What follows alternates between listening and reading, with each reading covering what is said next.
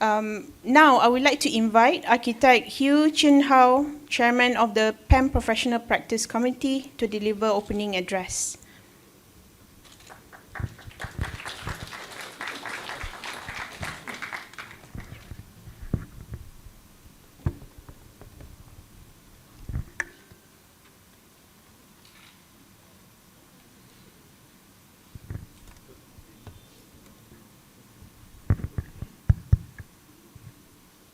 Good morning, ladies and gentlemen. Thank you for joining us today, whether you are in person or on Facebook Live. My name is Hugh Jun Hao. I'm the chair for PAM Professional Practice Committee, PPC. In fact, I think we just received this appointment officially in our first council meeting yesterday. So basically, today is my first day on duty. Thank you. On behalf of PPC, I would like to welcome all PAM members and guests. And thank you to our speakers, Architect David Teoh, and also Engineer Dr. Fairuz from DOSH. Special thanks to our sponsors, Dongji, Malaysia Sdn Berhad, and ExxonMobil for the support. And before we start, allow me to share a few minutes to introduce PAM Practice Committee.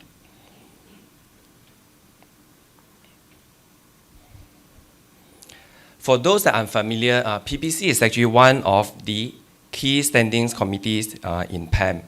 We meet every month, normally through Zoom, and basically members from all over Malaysia, either you are in Northern, Southern, or even in East Malaysia, can actually join us. And our discussion covers laws, contracts, practice, and also technical matters.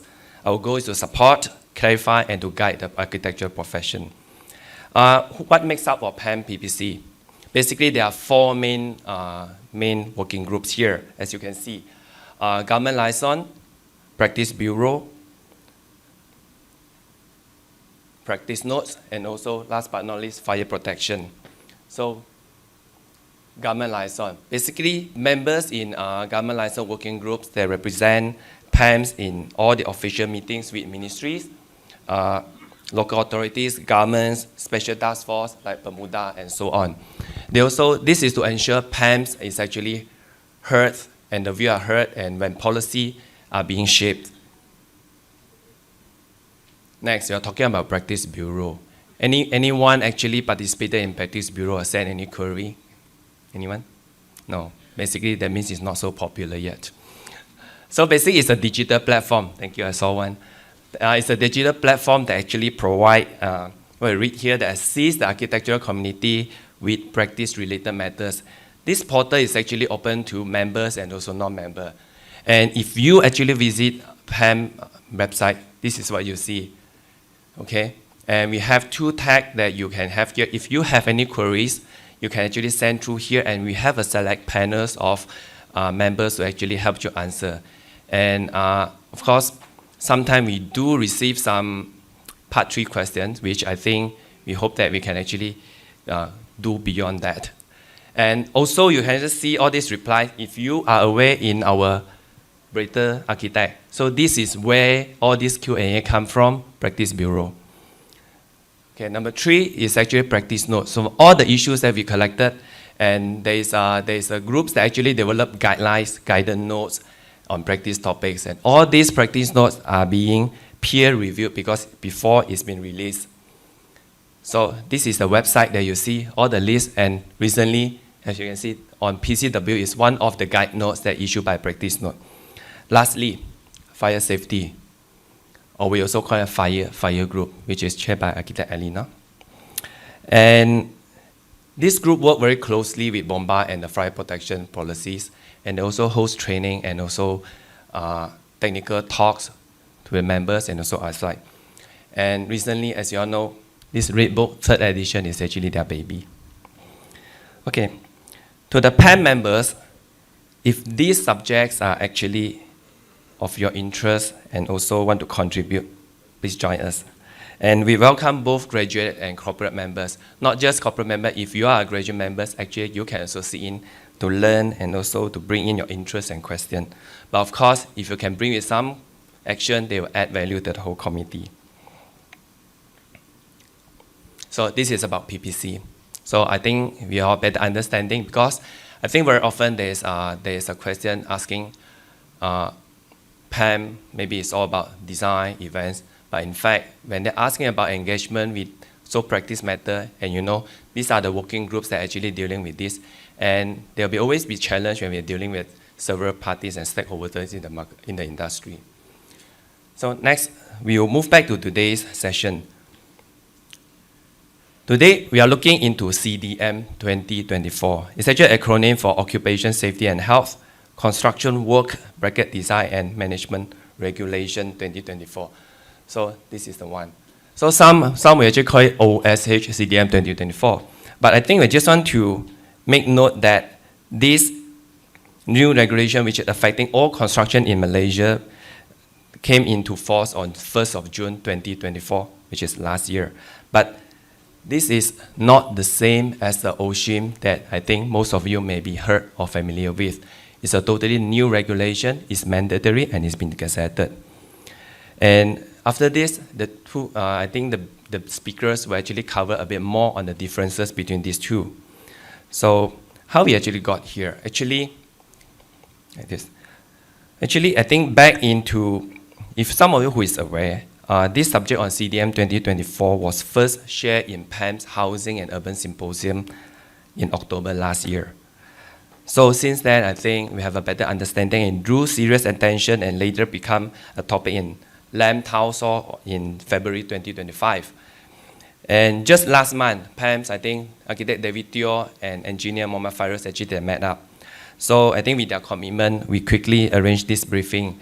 So yeah, someone may ask, why is that a short notice and a bit rushed for this? This is what it happened, but for a good reason. So after this, we have both speakers who actually speak from different viewpoints. There may be an overlap of information because they are talking about same regulation, but they will see it from different angle. After today, we hope that you'll be clearer on when will you be considered a PCW, what additional knowledge or documentation is required, whether you should charge additional fees, on whether your current PR insurance covers that.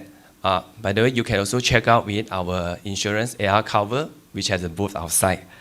So, and most importantly, whether you could say yes or to say no to this PCWD or PD, which is currently, I think, will be one of the buzzwords for today, this year. So, lastly, I hope today's session will give you a strong starting point in navigating CDM 2024. And once again, thank you to the speakers and also to the sponsor. With that, we'll begin with the session, and we look forward to your engagement and good discussion. Thank you.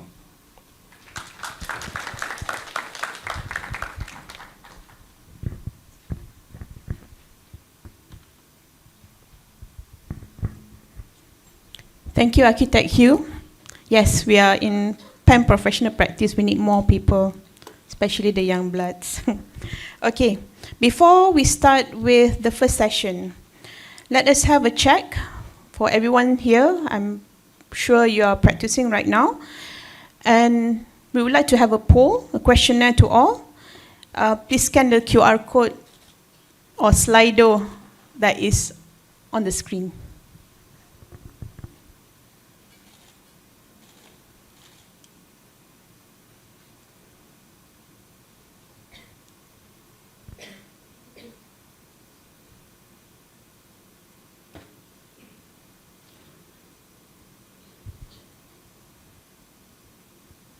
There's only one simple question. Hopefully everyone can answer and we can see what is the outcome.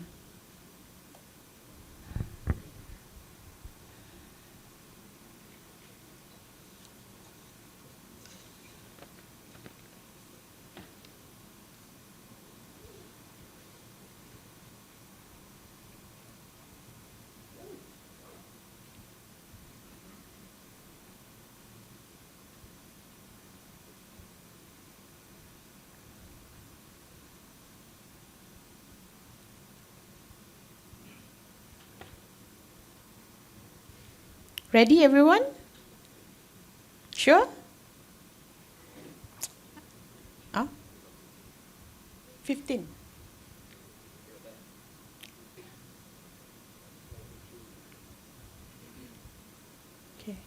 Either you're looking at WhatsApp or you're doing the Slido. I'm not too sure, but is it ready? 95. I think we have more.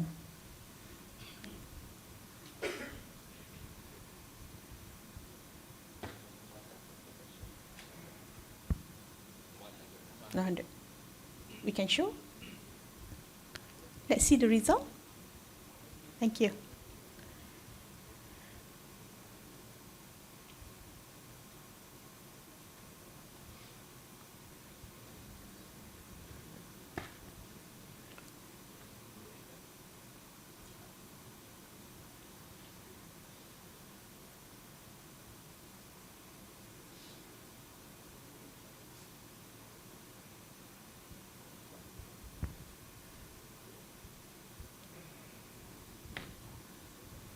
Result coming up.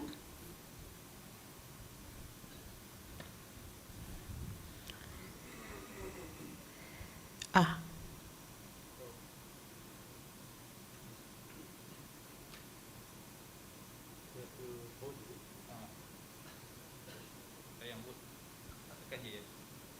Yes.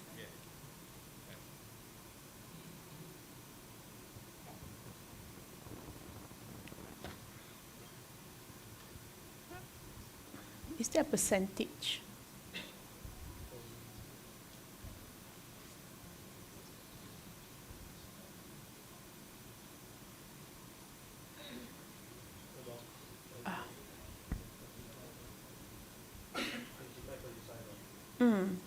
So it's about 55% versus 45%. 45% saying no and 55% saying yes. So if you see that this implementation of CDM 2024 has started to impact our profession or how we run things on site. So, so we move on to session 1 of the paper presentation delivered by our invited speaker, Engineer Dr. Mohd Fairuz Abdul Rahman, Deputy Director, Construction Safety Division, Department of DOSH, with a paper titled Implementation of CDM 2024. Before that, let me introduce our speaker. Engineer Dr. Mohd Fairuz Abdul Rahman is currently attached with the Construction Safety Division DOSH headquarters in Putrajaya. He graduated from the University of Sheffield, UK in Bachelor of Engineering, Mechanical Engineering, UITM, and MSc Integrated Construction Project Management, and the RMIT University, Australia in PhD of Engineering. He is registered with the BEM as a PEPC. He has worked with the DOSH since 2003. He is a committee member that developed and revised the OSHA Amendment 2022, the Construction Work Design and Management of CDM Regulations 2024, and OSHIM Guidelines 2017. He is now working committee to introduce new work at height regulations. So he is the right person that we should arrow our questions today. Remember that, everyone. So Dr. Mohd Fairuz, please.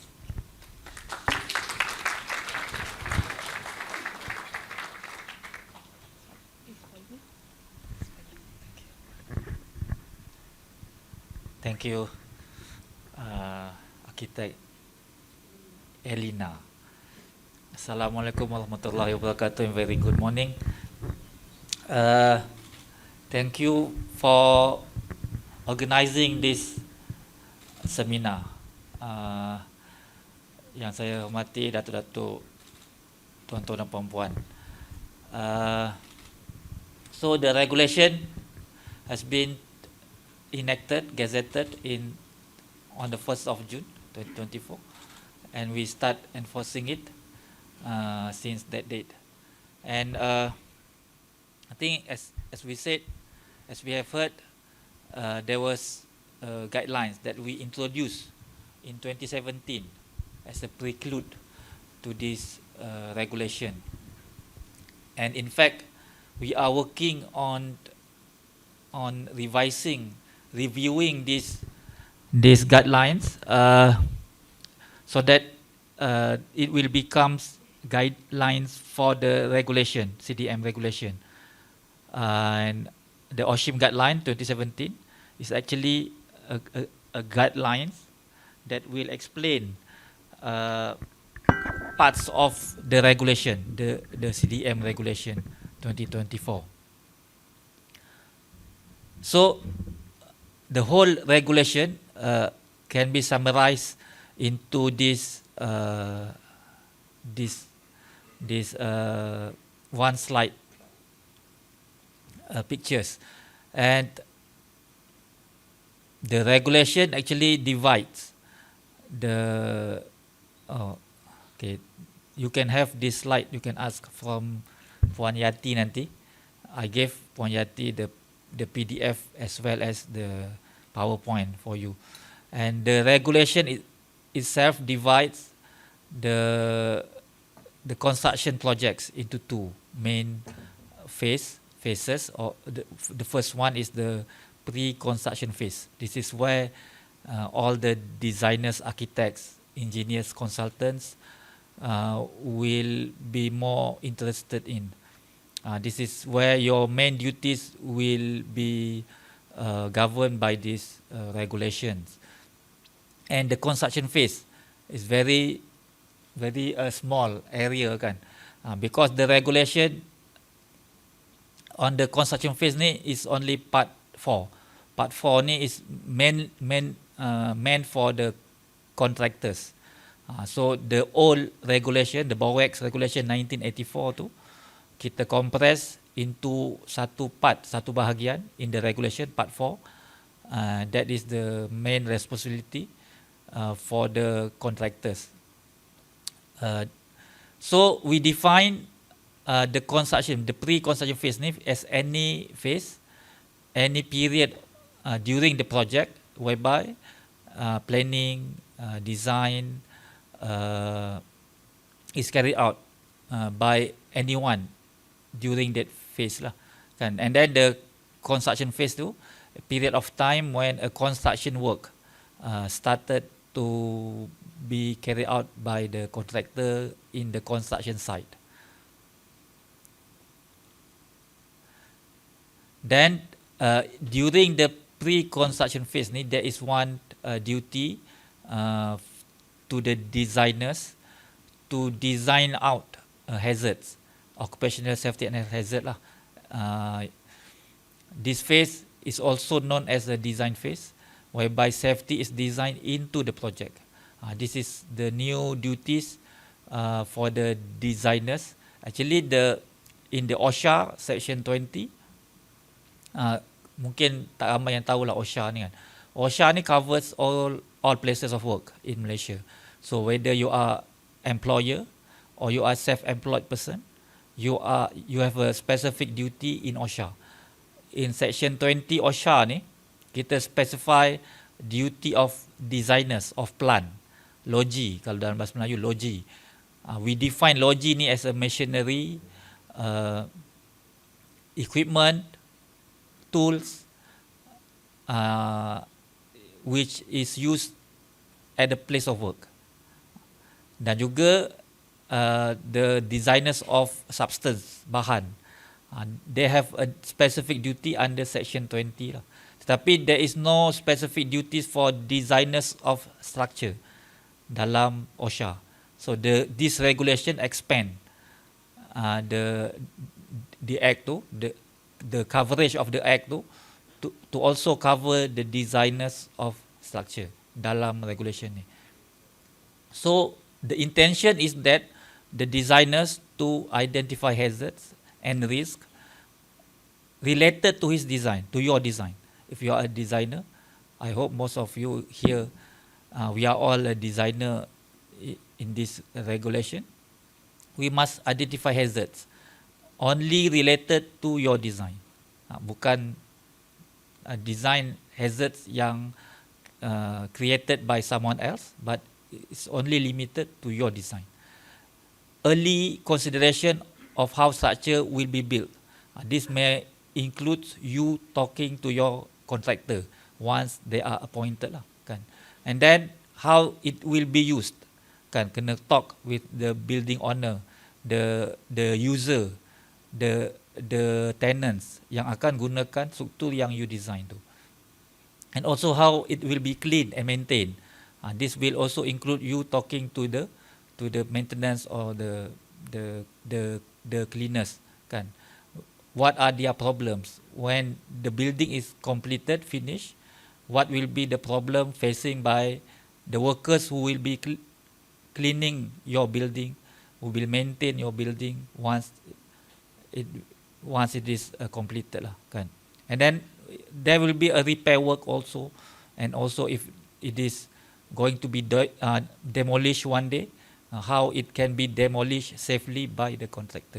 These are all the consideration that we expect the designer will take into consideration during your professional duties. And then this information must be captured and kept in a document, so that for the lifetime of the building, this information will be available. Because maybe we design the building for 50 to 100 years, kan. So we don't know whether the building will continue be used while we are still alive, kan. So that's why the requirement in this regulation, there must be information kept for the building for the rest of dia punya design life, so that people one day who will demolish the building that we design know what to do lah, kan. Mana tempat yang critical component of the building that they must leave it until later to be hacked ataupun demolished. So that is the intention of the design in safety ataupun design phase related to OSH. Then the main duty of this regulation actually is the client, because he is the one who own the project, who carries out the construction project. So dia ni ada duty yang paling besar lah dalam regulation ni. And we define the client is as any person for whom a project is carried out. Anyone who carries the construction project is a client, whether he is a government ke, state government ke, persatuan ke, building owner ke, pemaju developer ke, they are all client in this regulation. It does not need you to appoint yourself to become a client. It is by nature. Once you commence, you start a construction project, you own the construction project, you ask someone else to do construction work for you, you are a client, with or without appointment. And then this client in the regulation is divided into two. One is the client, what we call commercial client, and the other one is the domestic client. For domestic projects, the domestic client, your duty will be transferred by default to the contractor and designer who carry out their work for profit. As a domestic client who carry out construction work for your own residential, for your own dwellings, home dwellings, kan, you are exempted from this regulation. Automatic, by default, you are exempted. The duties as a client, as a client in this regulation will be transferred by default to the contractor or architects, designers yang involved dalam residential construction projects. And then the commercial clients is everyone else lah, semua orang yang lain, yang bukan residential domestic clients ni, they are commercial clients, whether they are construct a building, engineering construction work, civil engineering works, they are all classed into the commercial ataupun industrial client lah. And then this definition of construction work ni also involve repair, maintenance, renovation, refurbishment, Apa sahaja yang kita buat lah, whatever we do during the building punya lifetime yang involve construction work, whereby you appoint someone else, you ask someone else to do the construction work, repainting, repair, they are all class as a construction work dalam CDM regulation ni. And then we have a projects kan. Project ni mesti ada the starting point and also the end point dia, the finishing point dia. So kita define the project as will also include the management, the planning, the design phase. Dulu the BOWEX regulation only covers the construction phase. Dia tak cover the planning and design phase. That's why most of you in this room are not aware about this OSHA ataupun OSH legislation in Malaysia. Kemudian there are two types of property, and we define, we prescribe the duty of the client, and one of the main duty of the client is to provide sufficient resources, sufficient time, sufficient budget for his project. It is his project, then he must allocate sufficient resources for everyone involved in the project. So that is the main duty, and these resources must be reviewed, must be revised as the project goes on from the beginning sampai the finish lah. That is the main duty of the client. The second one is to provide information. It is your land, it is your building. Once you start any project, you must provide information about your land, your piece of land, your building. You must provide information. That is the second duty of the client. And then there are many other duty in the regulation, and one of it is to budget for welfare facilities for the construction workers. When the contractors has been appointed, there must be sufficient and suitable welfare facilities provided by the contractors, tetapi the budgeting, the resources must be allocated by the client. And also later you will see that one of the duty of the client is to notify JKP. Last time in the FMA, Factory and Machinery Act 1967, the duty has been placed on the contractor to notify JKP. But now the client's duty, because contractors can be changed. You can replace the contractors, but seldom we find a project replacing the client lah, kan? That's why the client will always be there. The duties will always be there from the beginning of the project sampai penghujung dia. The duty to we add another duty to the client regarding this notification is that the client must review, update the information that dia notify ni in the notification to DOSH ni as the project goes on. If there is changes in the designers, architects, consultants, contractors, number of contractors being added or deducted, they must update the information in the notification using My KKP online system that we developed and used for enforcement purposes. Then we have designers. This is the first person, the first people yang klien lantik to help him carry out construction projects. Kan? It can be architects, it can be contractors, it can be engineers, it can be whatever professional, project managers sometimes, kan? PMC. So the designers is most likely the first person yang klien lantik to advise, to provide advice, kan, untuk dia carry out the construction projects tu. It does not necessarily architects, kan. It depends on the projects. Sometimes it is a big consortium to advise. Sometimes it is from local, sometimes it is from overseas. Kan, depends on the type of nature of the project, size, scale of the project. These are the first person yang klien lantik lah. Kan. And designers we define anyone who design, who carry out the design, who modifies design, who instruct someone else to do a design, who arrange someone to carry out the design, modify the design. They are the designer.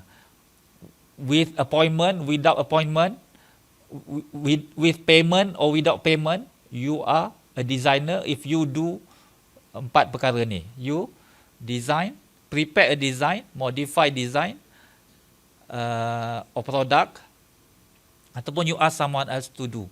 That's why the designers ni, kalau kita baca betul-betul, it will also include the client, because most of the time siapa yang instruct designers to design for him, it is the client, kan? Dia yang specify, I want 3-story residential houses, kan? Semi-D ke, terrace ke, kan? Dia akan specify, I want the finishing macam ni, macam tu.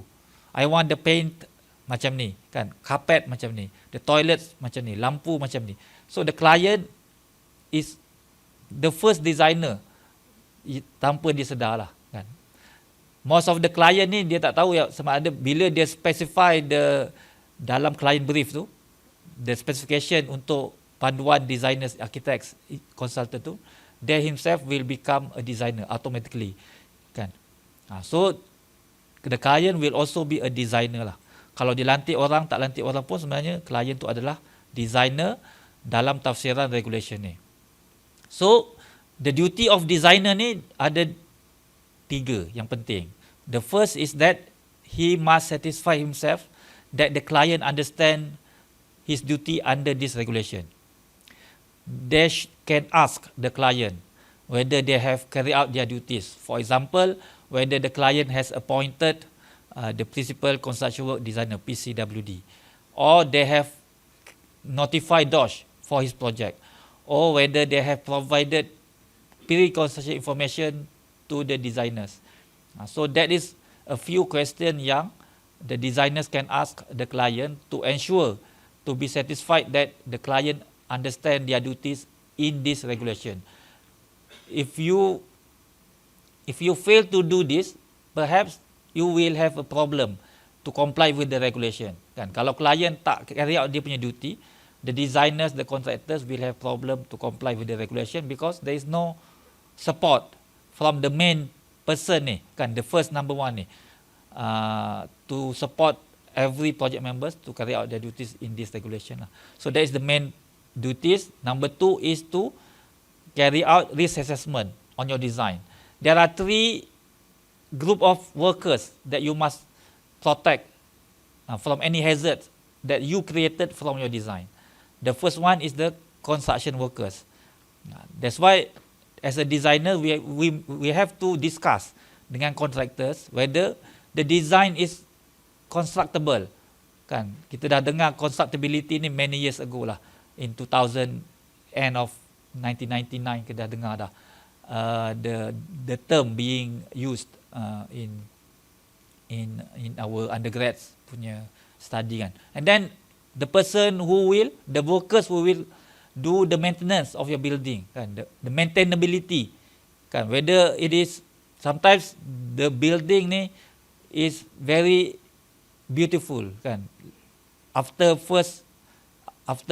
construction, tapi after 10 years, 20 years, kalau the maintainability aspect ni is not taken into consideration, dia akan jadi tak elok jugalah, kan? So the third one is those workers who will use your building as a place of work.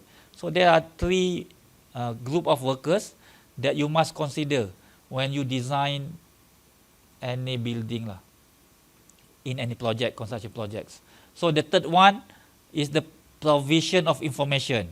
You must provide information on your design to the other designers, to the other consultants, and also the client lah, kan?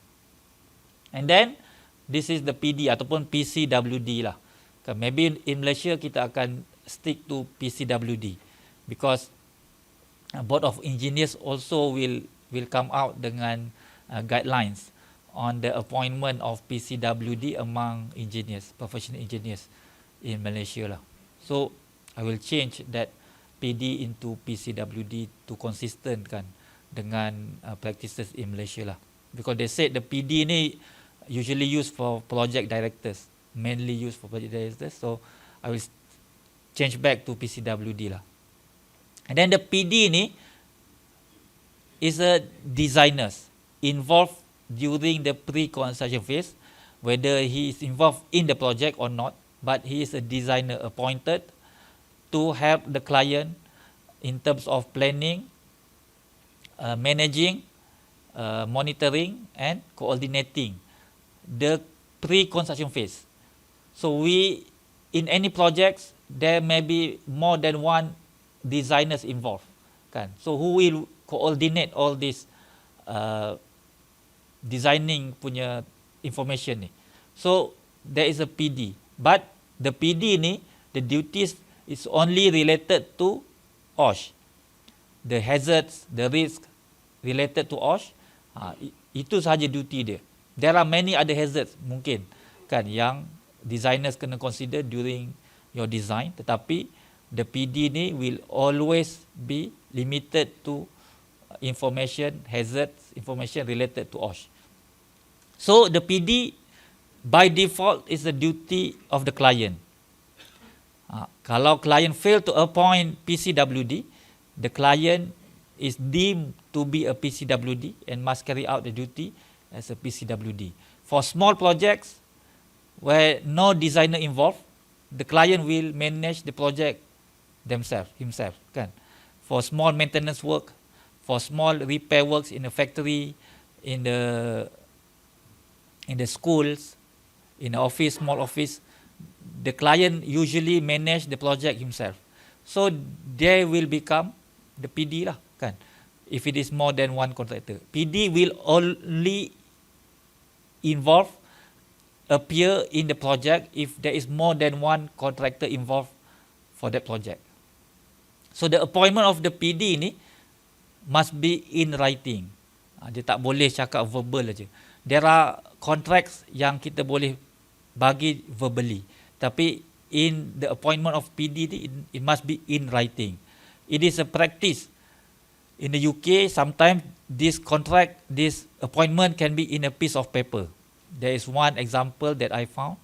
The appointment of PD ni can be in a piece of paper. Maybe the project is very simple and it can be a piece of paper lah, kan, appointment. The letter of appointment can be by a piece of paper, but can be a form of contract, kan. There is a standard form of contract published by RIBA in the UK on this appointment of the PD, complete with the schedule of services and schedule of fee.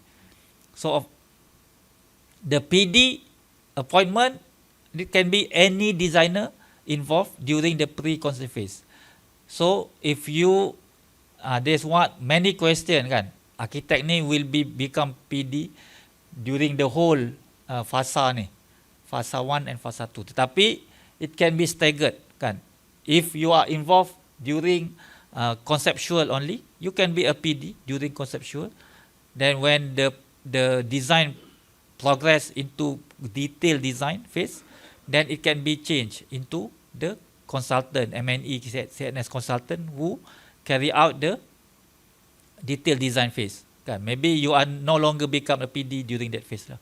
And then once the contractor is appointed by the client, the appointment of PD ni can be transferred to the contractor, who will become the PD and PC for the rest of the project sampai siap lah, kan. So the regulation does not limitkan appointment of PD ni into a single designer for each project. It can be transferred. That's why the client must understand, must strategize on how he is going to comply with the CDM regulation. So understanding of the regulation is a prerequisite lah for the client, so that dia boleh manage project ni dengan in line dengan requirement of the regulation. So the appointment of PD ni can proceed sampai construction phase, or it can be end anywhere.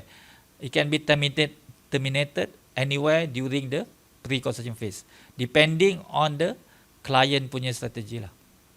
So as I said, the PD mainly to plan, manage, monitor and coordinate the pre-construction phase. the OSH during the pre-construction phase, the safety and health during the pre-construction phase. And there are many other duties. You can read the duty of the PD ni in Regulation 12 dalam CDM regulation.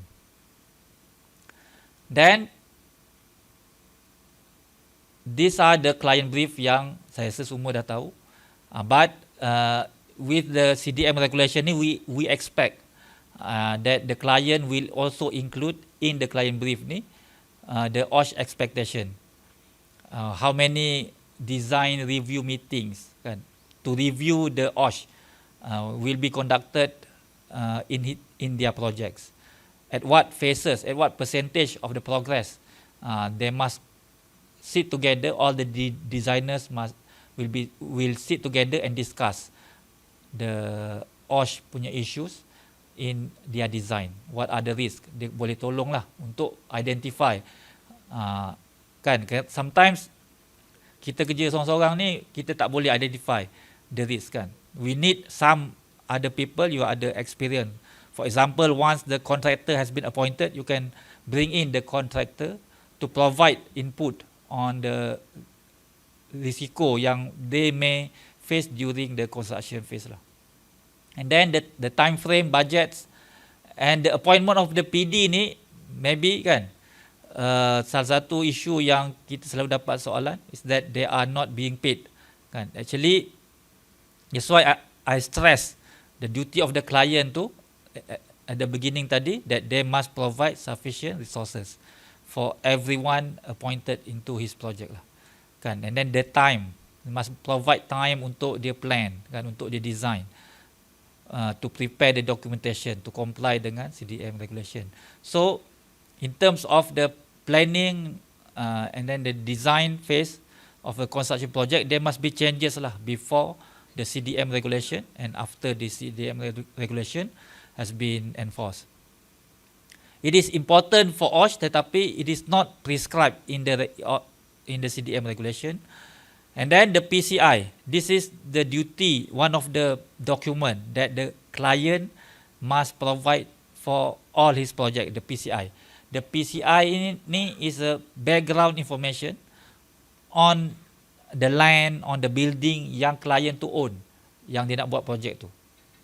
It's a guidance for the designers and contractors kan. Contohnya the soil investigation report, the building survey, the traffic analysis, the dilapidation survey, whatever information yang diperlukan for the designers, for the contractors to design safely, kena ada dalam PCI ni. So RIBA has come out dengan guidance notes published in 2021. So semua, of course, I always refer to the UK lah, sebab the CDM regulation that we have in Malaysia ni, we follow the CDM UK 2015. The CDM UK ni has been reviewed 3 times. The first one introduced in 1994, and then 2007, and recently in 2015. So many practices yang dicadangkan di UK, we are planning to bring it here jugalah kan, so that we don't reinvent the wheel. So dalam RIBA punya guidelines, toolkits yang dipanggil DRM toolkit, Design Risk Management Toolkit, that they have published in 2021 tu, there are 51 survey ataupun investigation ataupun information that the client must provide for the projects lah. There is a list of surveys, investigation. It may not be all yang dia kena buat untuk projek tu, depends on the nature and the location of the projects lah kan. So you must consider lah all this survey information or apa tu, analysis yang you need to have in order to design or consider your hazards in your design. So information about the project, planning and management, safety and health danger hazards during design and construction, measures to eliminate, reduce or control danger and existing safety and fire. So this is the PCI, and then the SHF is the guidance for subsequent projects. Ini adalah maklumat yang saya kata tadi. If once the building is completed, there must be information provided by the designers, contractors to the client yang commence the project tu, so that dia boleh manage the future projects. For example, dia nak buat maintenance, renovation, repair, refurbishment in the future. They have the information. Kan? One of the common contents of this SHF is the as-built drawing lah. Kan? As-built drawing. Then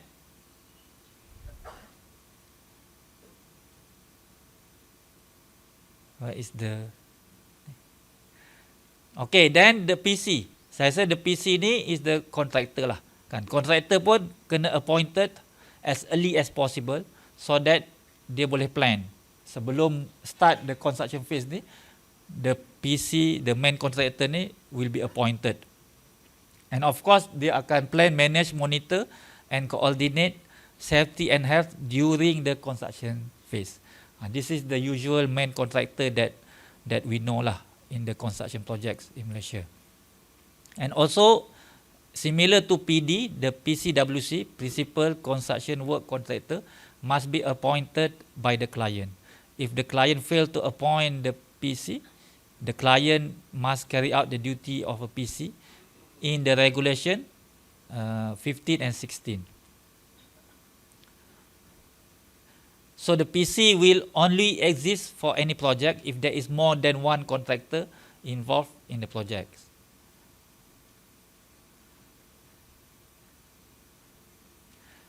Okay, if there's more than one contractor, you must appoint the PC lah. So the PC must produce the CPP, construction phase plan. Dia kena plan dululah apa yang dia nak buat during the construction phase. That's why we call it construction phase plan. Tetapi the construction phase plan ni is only limited, confined to the issues related with the safety and health. Kan? Maybe there are many other procedures yang the contractor must prepare, produce to carry out the construction work ni. Tetapi the CPP ni focusing only on the OSH. And then there are 20 requirements that the contractor must consider if it is relevant dengan project in the schedule 4. And part 4 tu yang saya tulis ni, these are the all BOWEC regulation that we bring back into this regulation. And the CPP specifies the arrangement by the contractors to carry out their construction work safely, the site rules, the specific measures for work in the 4th schedule. And then the JKP12, as I said, is a duty of the client. On this top part ni, they are all duties of the client. JKP12, you must, as a client, you must notify DOSH as soon as practicable before the construction starts. So usually we expect the client will notify DOSH once you have appointed the contractor. Once you appoint the contractor for that project, for your project, we expect the client dah notify DOSH lah. And there are many information in this notification that we prescribe in the 3rd schedule of the regulation. There are 15 information, and this information must be reviewed and updated. The first prosecution related to this regulation is JKP12 ni lah. There was one client that we prosecute for failing to notify DOSH when the construction work has been started lah. And then during the construction phase, as I said, the designers may not be involved actively. We expect the PC to start, to take charge of the safety and health until the finish of the project. And the welfare facilities, it must be provided by the PC, by the contractors, but with the help assistance from the client lah. Sebab the client at the beginning dia kena ensure there will be a sufficient and suitable welfare facilities for his project at the construction site lah.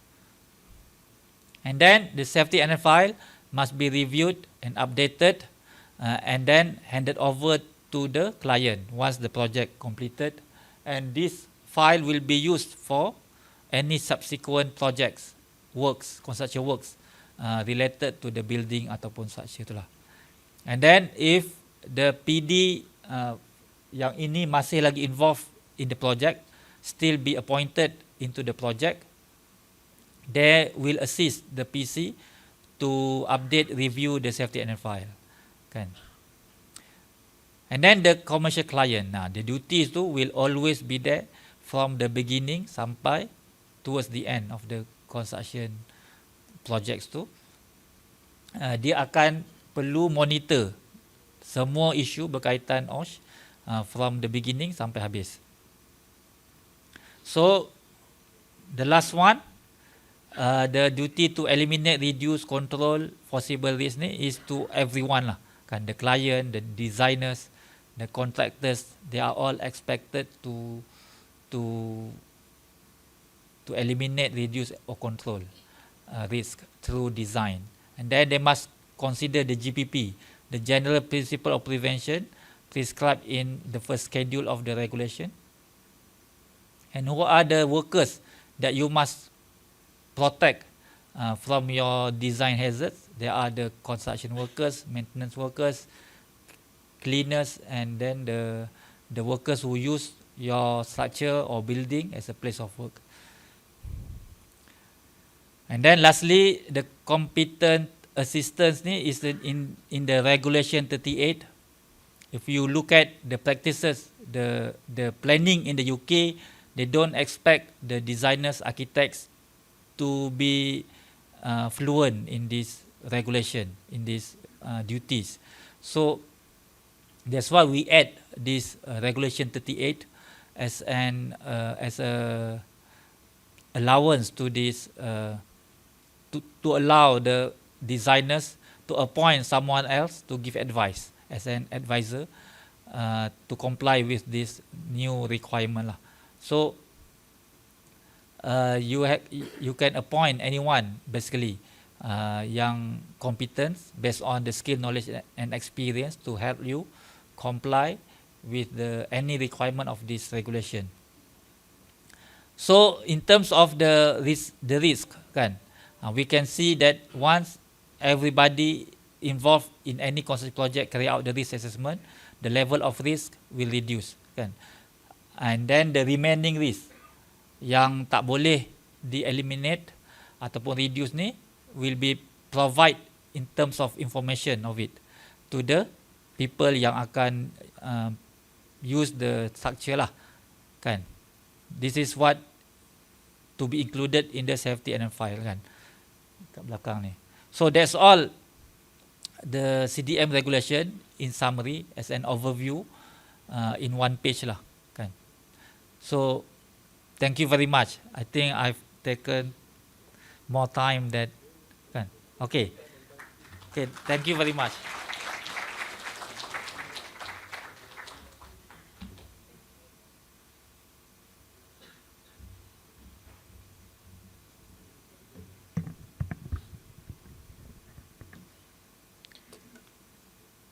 Thank you for the insightful sharing. Actually, we architects, we appreciate when you change it into a flowchart. Easier for us to imagine. We have read the CDM, but it gets us so confused. So a flowchart, that would be good. Thank you again, Engineer Dr. Mohd Fairuz. I'm sure our members have more interesting questions after this. Right. Ladies and gentlemen, on behalf of PAM, we would like to extend our sincere gratitude to today's sponsors, Dongji Malaysia's Dan Berhad and Exo Nobel Paints Marketing's Dan Berhad, for their generous support for this seminar. Without further ado, please join me in welcoming Mr. Bobo Yap, Marketing Manager of Dongji Malaysia's Dan Berhad, for a short presentation on car park flooring system.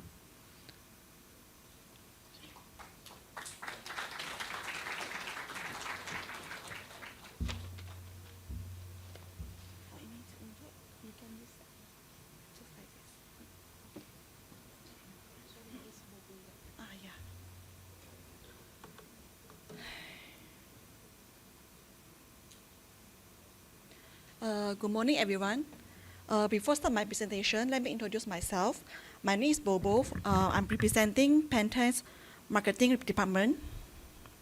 Okay, thank you for joining me today. I'm here to share with you all the 4-shield car park flooring system by Penta's, a high-performance PU-based solution designed for aesthetic and durability in modern car park.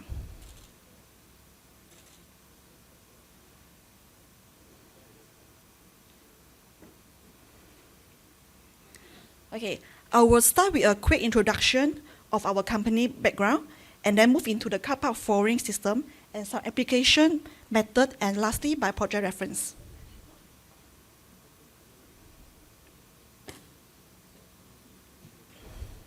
DJI is a construction chemical manufacturer and was established in year 1989. And besides of waterproofing, Penta's also specializes in high-performance industrial flooring systems.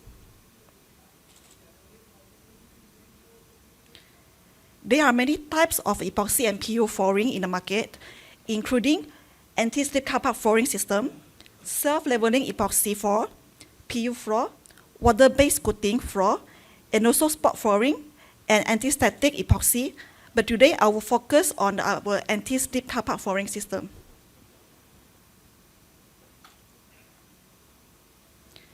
For industrial area like car showrooms, the lab, production floor, electronic facilities, and also F&B warehouse, epoxy and PU flooring is highly recommended to use. It can help you to create a clean, dust-free, and also safe working environment, which is critical for both hygiene and also productivity. In commercial area like campus, airports, railway station, office, mall, and also other public area, epoxy or PU flooring can be designed to enhance both aesthetic and also durability, and making the environment more visually appealing and also long-lasting. Why choose Penta's car park flooring system? Okay, Penta's 4-shield car park system is a PU-based resin coating with a low VOC content. It is certified by Singapore Green Label, and it also offers the excellent resistance to chemicals, UV, heat, and also corrosion. And it is very tough and has a great abrasion resistance. And some of the key features including anti-skid surface, impact and abrasion resistant, chemical resistant, easy maintenance, and also a wide range of the color option, and ensuring the safety, performance, and also visual appeal. Okay, in this slide, you can see the image showcasing 4 different types of the car park surface finish. And the most commonly used system in the car park are the broadcast system and also the orange peel finish. Of course, coating system and the texture system are also applied depending on the project's requirements, and each surface treatment offers a different level of the durability and come with a different warranty period, and provide a unique aesthetic appearance. And the choice of the finish depends on the factors such like the traffic loads and also location, either like external or internal, and also the maintenance expectation. Now I will move into introduce our 4-shield car park system.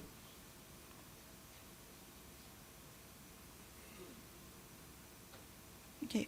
The 4-shield car park system is commonly applied to driveways and parking bays, also ramp, and in both commercial and also residential buildings. And it is designed to provide a slip-resistant, dust-free, and also durable surface, while also enhancing the overall aesthetic appearance of the car park area.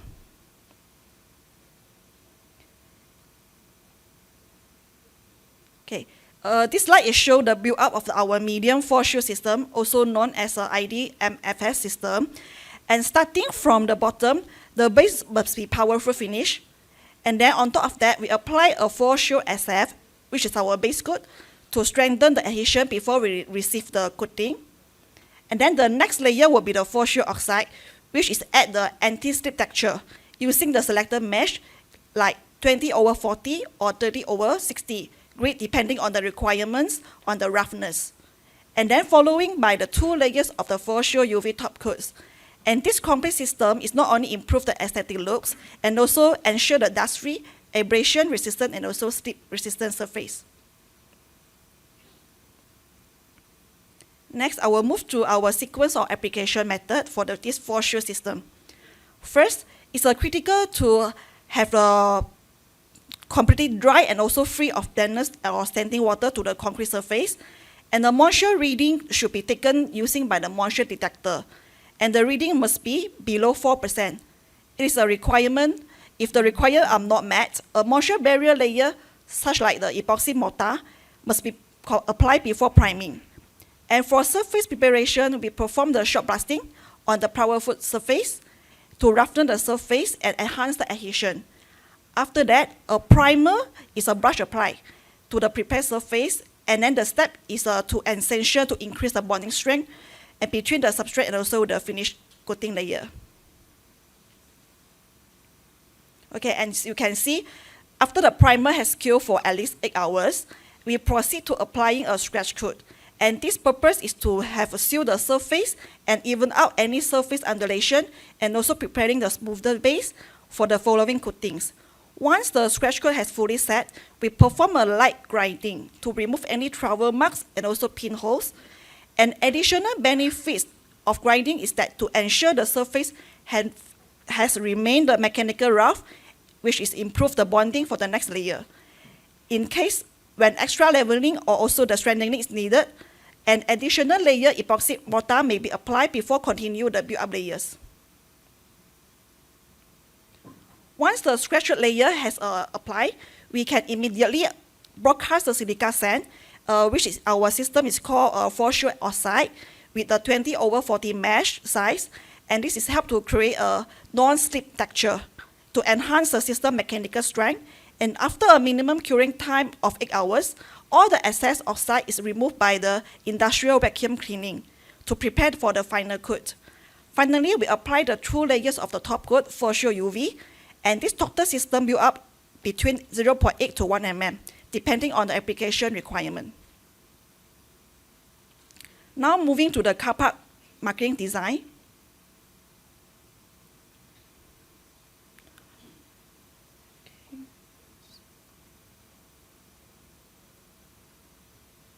Okay, sorry. Okay, here you can see the design of the walkway clearly marked with contrasting color and also for the pedestrian safety and the direction guidance. And this line is highlight to the zebra line crossing, which is essential for pedestrian crossing in the car park area. And zebra crossing is improve the pedestrian safety and also especially in the intersection between walkway and driveway. In this example, you can see how the aesthetic design elements are integrated into the car park from color blocks to graphic symbols. And this not only improves the looks and feel of the car park and also contribute to user-friendly and organized environment. Okay, now let's move to the moisture barrier system. Where does the underground moisture come from? Okay. Moisture can rise from the ground through a process called capillary action, and where the water travels upward through the pores in the concrete. Besides rising from the ground, water can also penetrate through the structural weak points like construction joint, honeycomb, and also cracks line.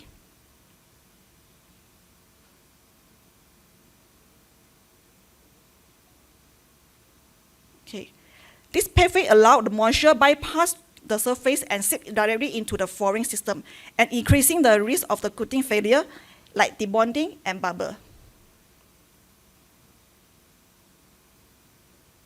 Okay, what's happened if moisture contains more than 4%? You can see from this image, this is a common failure to the coating. As you can see, this is a typical sign of the poor surface preparation or improper application, like blistering, which appears as raised bubbles under the coating. And also this usually happens when the moisture gets trapped underneath. And peeling of the coating is when the coating loses adhesion and start to flex and come off.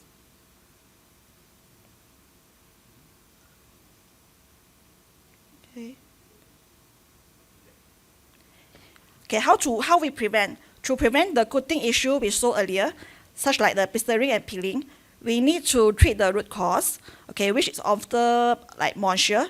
We recommended applying Pentax E502 as a moisture barrier system. This material is come in a three-component epoxy mortar and specially formulated to offer an excellent wear and impact resistance. And it provides a high compressive strength and also strong adhesion, acting as a both like moisture barrier and also a surface repair compound. And by applying this Pentax E502, we ensure that the surface is sealed, reinforced, and ready for any top coat, to reducing the risk like the blistering or peeling. Lastly, I will share our project reference that we done. Okay, this is at the Kuala Terengganu is a commercial project called PP Central, and also Cyberjaya Shafri Square. This is a residency project at Kuchai Lama Jain Residence and the Menara Tokov as the Alam. The next, PHP office tower in Kuala Lumpur and Menara Prudential in TRX. Also HSBC TRX and Afin Bank TRX. In Johor project, we have this called CI Medini C17. And EQ Plaza in Kuala Lumpur. And the Petronas Leadership Center in Bangi. The TMB HQ campus in Bangsa. Okay, that's all for my sharing. If you have any question, our booth is just outside. You can visit our booth outside. Thank you.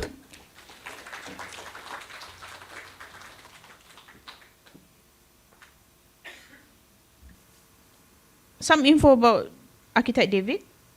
He is a director of PAB Architectures in Berhad and currently serves as Honorary Treasurer and coordinates the practice thrust at PAM.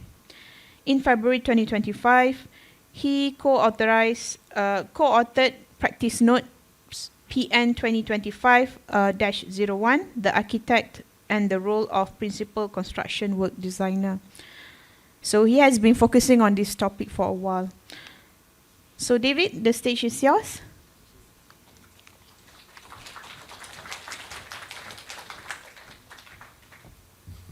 Good morning, everyone. A while ago, I was a condo chairman for where I lived. And then at the JMC meeting, someone was very upset with me and was complaining and giving me instructions from the floor. So at the meeting, I said, "Madam, I'm sorry. I'm the chairman, but I'm also your neighbor. So we are all in a community of architects here. And I hope that we can work together to understand the new regulations better and how we can move forward with the current regulatory environment." So my paper today is the Architect's Duty of Care under CDM 2024. Next. Let's go to the first slide.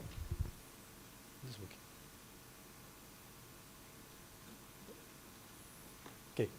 So I will introduce the regulations, definitions, and then we'll look at our responsibilities and risk under this new regulation, and also about the higher duty of care that we have to perform now under the regulations, and some of the recent impacts members have shared with me, how it's impacted them on their sites. So we'll discuss that as well, and also some of the gaps I see that may become a problem in the future. We hope that Dr. Fairuz can address it during the panel discussion, and also to brief you what the practice committee intends to do moving forward.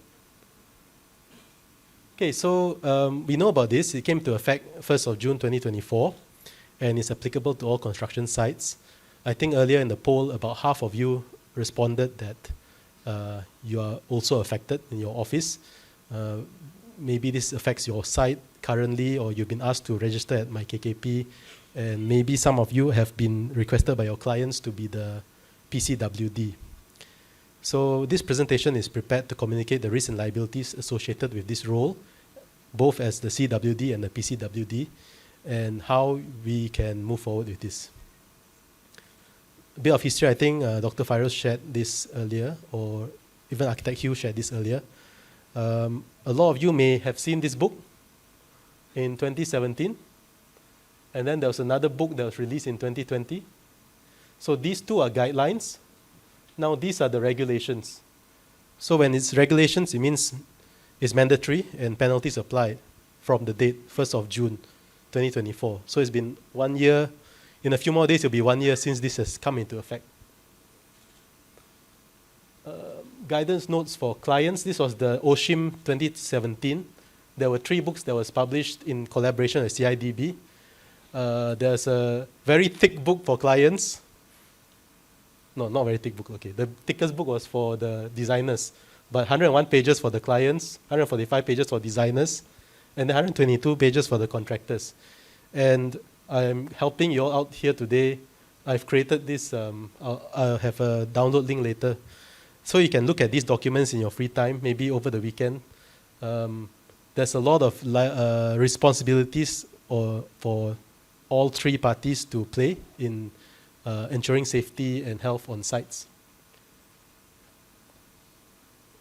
Have you all seen this? This was the letter issued by Lembaga Architect.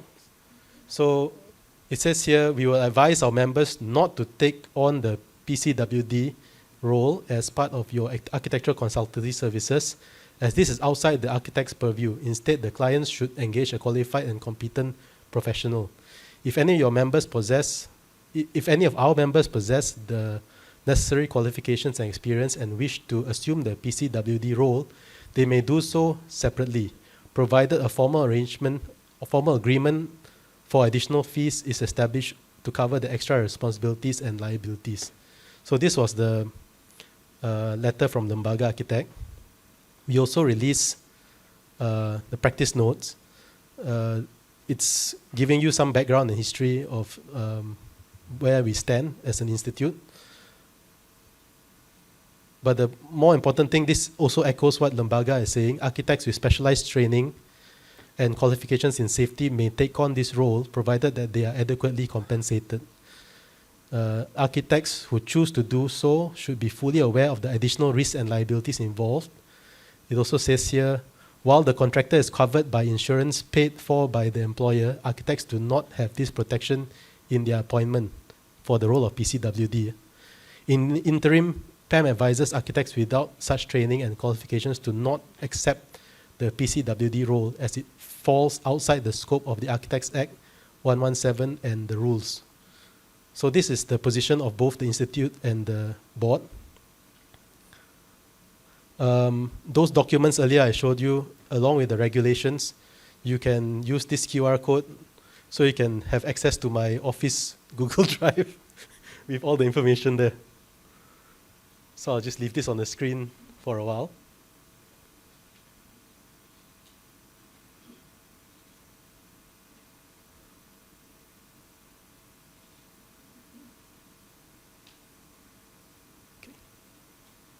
Okay, let's go to the definitions of the different items that come to play in the regulations.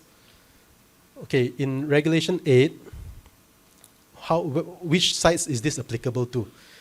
It says here, where construction work on a construction site is scheduled to last longer than 30 days or exceed 500 person days, the client shall notify, the client, not the consultants, the client has to notify the Director General in writing as soon as practicable before the construction phase begins. These are the words from the regulation. and you do so, the client does so through the mykkp.dosh.gov.my website, and then they will have to fill up all the details required of them. What are the details required of them? It's specified in the third schedule. The date of forwarding the notice, the address of the construction site, the local authority where the site is being constructed, the building is being constructed, a brief description, etc., etc. But one of the important things here is they also have to name who is the PCWD. And I think that's where a lot of you are experiencing now, right? You have been asked to take on this role, but it's like retrospective in the sense that you were not aware of what responsibilities this entails, but you have been included into this registration by the client. So we'll move on with that later on to expand on this. Okay, as Dr. Fairuz earlier pointed out, there's two definitions for client. The first is clients in general, any person or organization for whom a construction project is carried out. This includes private individuals, developers, corporations, government bodies, etc., right? So they may be the owner, investor, entity commissioning the project. The next one is the domestic client. This means a client for whom a project is being constructed or carried out, which the project is not in the course of furtherance of a business of that client. Sorry, this is all legalese. But what it actually means is if you're doing someone's house, renovation to a house, something like that, this would be a domestic client. So then there's the definition of construction work designer. It's in Regulation 3, bracket 1 and Regulation 11. Any individual or organization that prepares or modifies designs related to permanent or temporary structures, components, materials, systems used in construction, safety considerations affecting end users and workers. So what do you think? Yes, architects are considered one of the CWD by default. You do all this, right? One of the main one is this one. You actually design permanent or temporary structures. You also determine this one. You also specify materials, you do your facades, you specify your different components, right? And then if you design any safety consideration affecting end users and workers, this one we don't do so much, but the first two we actually do currently. So you are one of the CWD by default. So under the regulations, CWDs are responsible for ensuring designs eliminate or reduce safety risks. Okay, moving on to Regulation 12 on PCWD. So this PCWD is appointed when a project involves multiple CWDs. The PCWD coordinates all the other CWDs to ensure compliance with safety regulations. The PCWD is responsible for managing safety risks during pre-construction phase.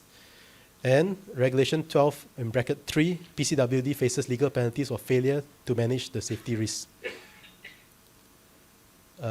Situation where the architect is assumed to be the default PCWD is under Regulation 9 if a domestic client fails to appoint a PCWD in writing as required by Regulation 7, the following applies. The CWD who has control over the pre-construction phase of the project automatically assumes the role of PCWD. What does this mean? If you're doing a house renovation project, you are the PCWD by default under Regulation 9. So, safety and health file. The most important aspect of being a PCWD is that you are the one who is the custodian, the one that is the original initiator, and then you are also the custodian responsible for this safety and health file. So you start this safety and health file, it's defined under Regulation 14. It shall contain any information relating to the project which is likely to be needed during any subsequent project. This is copied verbatim. So to ensure the safety and health of any person. PCWD shall ensure that the safety and health file is appropriately reviewed, updated and revised to take into account the work and changes that have occurred. So currently there's no guide on what goes into this file specifically that is tied to the regulations. Okay, here it also says that the appointment of the principal construction work designer concludes if the appointment of the PCWD concludes before the end of the project, the principal construction work designer shall present the safety and health file to the principal construction work contractor. I'm not sure how this applies in practice, but you may want to, in different project scenarios, you may have been the designer, but you're not implementing on site. So maybe this applies then, where you would have prepared the safety and health file, then it's handed over, and then you exit from the project. This could be a situation where this is applicable. The principal construction work contractor shall continue to review, update, and revise the safety and health file received in 14.3, right? So if the regulations are strange in this way because it allows for there to be no more PCWD during construction. And then upon the completion of the project, the principal construction work designer, or where there is no principal construction work designer. So there are situations where there could be no PCWD, and it's all just the PCWC, the contractor. The principal construction work contractor shall present the safety and health file to the client. So if you are no longer present as part of this completion of the job, then it's the PCWC that presents the safety and health file to the client. So what happens is, once it's presented to the client, then the building is operational. That safety and health file takes care of during construction, the maintenance of the building, and also the use of the occupants of the building, right? So that file is meant for that.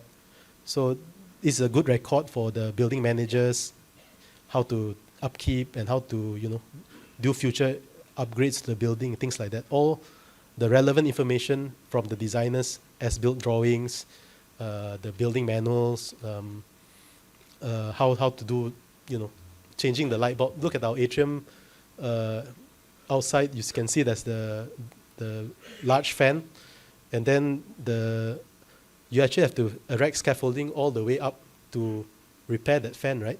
Because there's a double or triple story atrium. So all this should be somewhere in the safety and health file, I believe, should be listed there that these are the considerations for the maintenance and operations of the building, something like that. So a person who contravenes this regulation shall be guilty of an offence and shall on conviction be liable for a fine not exceeding 500,000 ringgit or imprisonment for a term not exceeding 1 year or to both, right? So this is the liability that we carry if we do not take care of this aspect of the safety and health file properly. Okay, the next one is the construction phase plan. The construction phase plan is something which the principal construction work contractor has to draw up. Currently on your sites, they do that, right? They'll have to submit to you their work program, so to speak. So this is what they're supposed to do. But let's move on to the next point.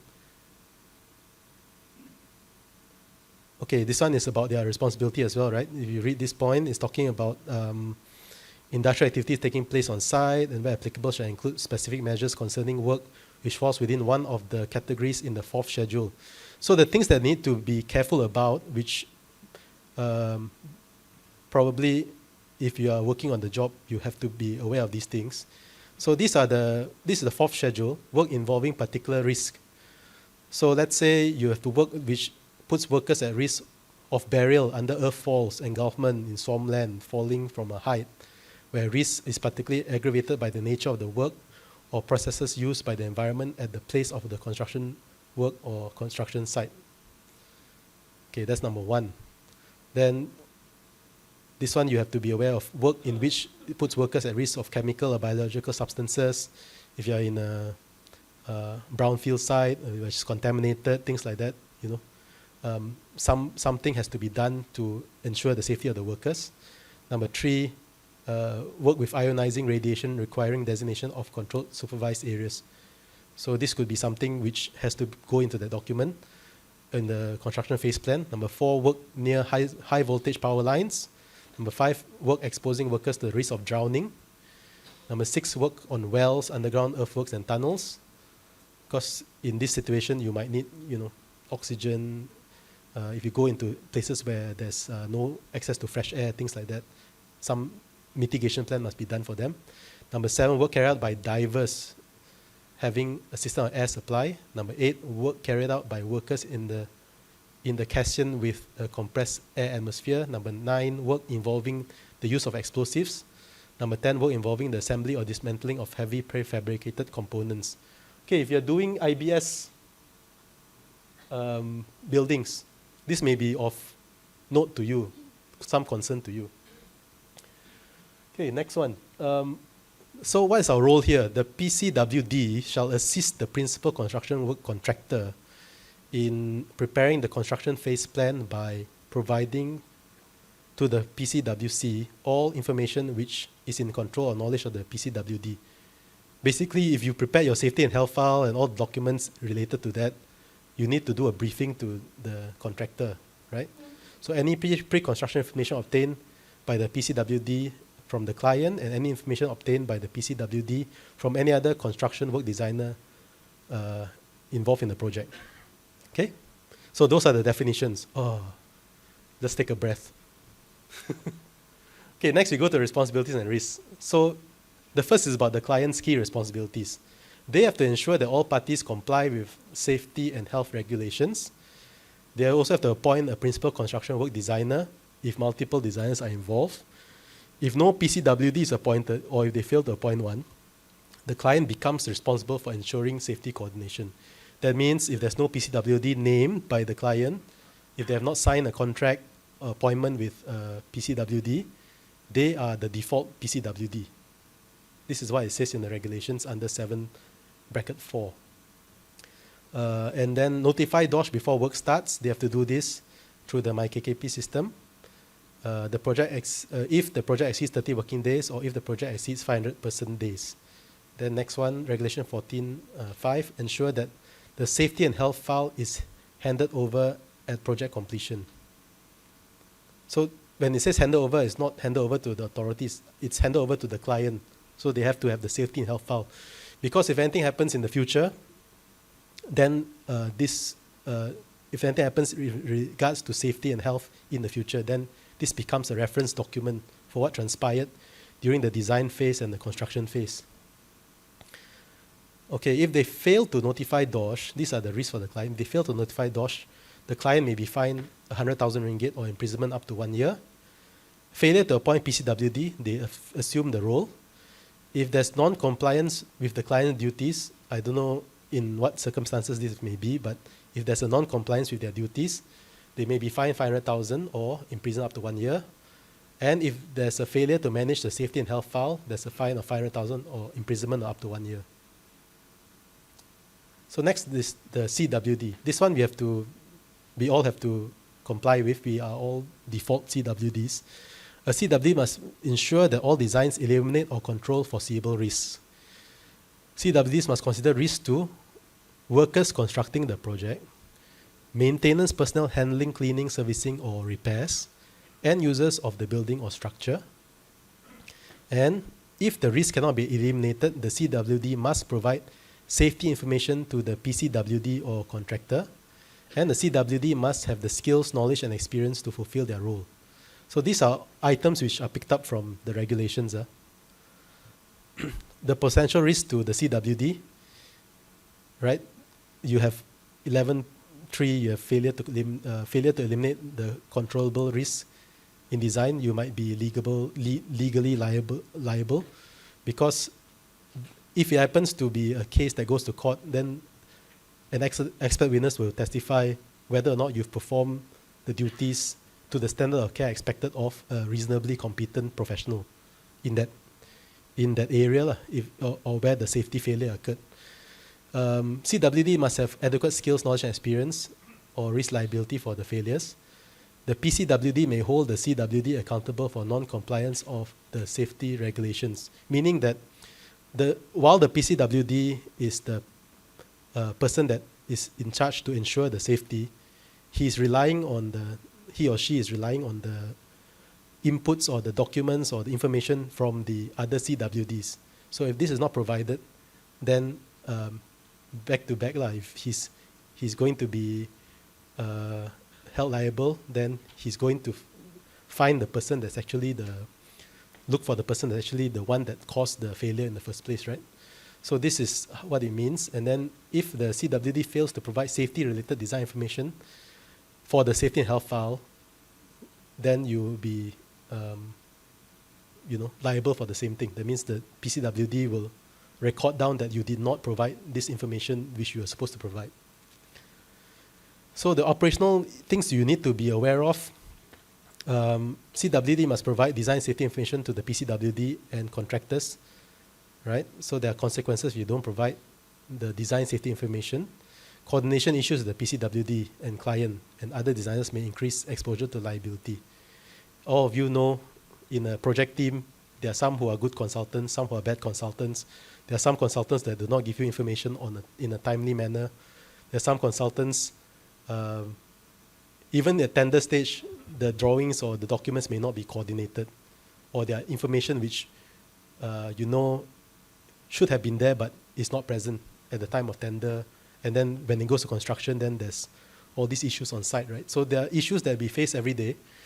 Then if you do not do your job well as a CWD, then this will increase your exposure to liability and risk. Risk of contractual disputes. Yeah, so if something really goes wrong, then this is the risk that you have to face. There will be more disputes on who did what during the design phase. So responsibilities of the PCWD now. They have to plan, manage, and monitor safety and health during the pre-construction phase. Secondly, they have to ensure general principles of risk prevention are applied. They have to see that all foreseeable risks are eliminated or controlled. Of course, all risks cannot be totally eliminated. In the instance where a risk cannot be eliminated, it must be recorded that this is going to be an ongoing risk during construction or after completion. Things like that, it should have been recorded. All CWDs must comply with safety regulations. Coordination with the PCWC for safety implementation. That one's in the construction phase plan, right? Then you have this prepare and maintain a safety health file. This is the main thing that the PCWD has to do. You have to maintain this file, prepare and maintain it, and all the design-related risk and mitigation measures should be in that file. Information required for future maintenance and modifications, records of safety coordination during design, and then ensure the safety and health file is handed over to the client at the end of the project. So what are the risks? If you are the PCWD, and if you fail to manage the safety in the pre-construction phase, there's a risk of 200,000 ringgit fine or imprisonment up to 1 year. Regulation 14.6, failure to prepare, update, and hand over the safety and health file. Okay, so back to this one.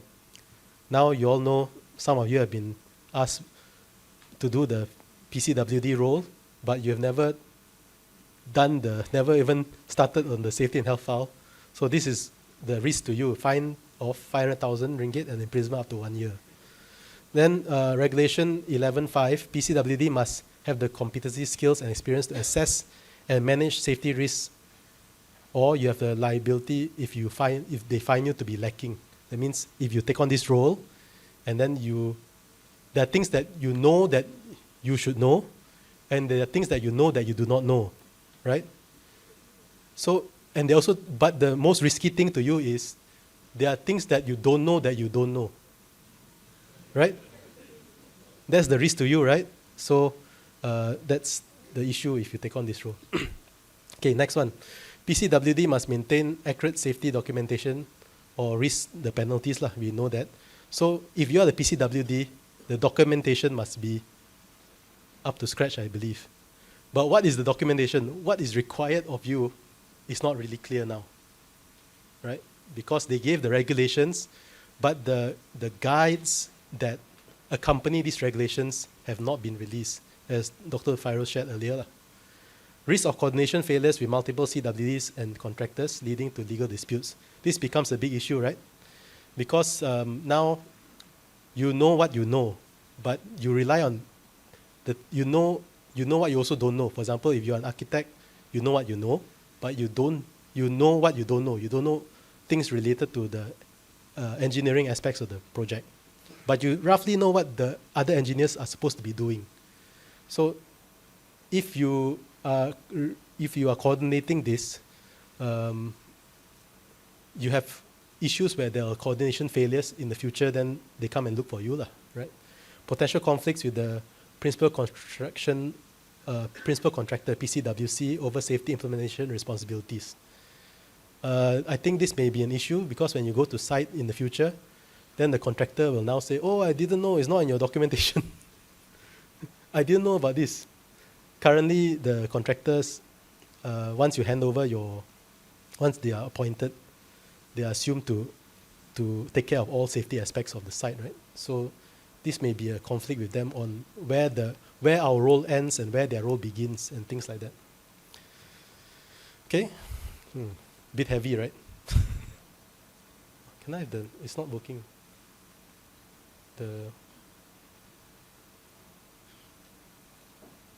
I touched something, is it? Oh, okay, it's okay.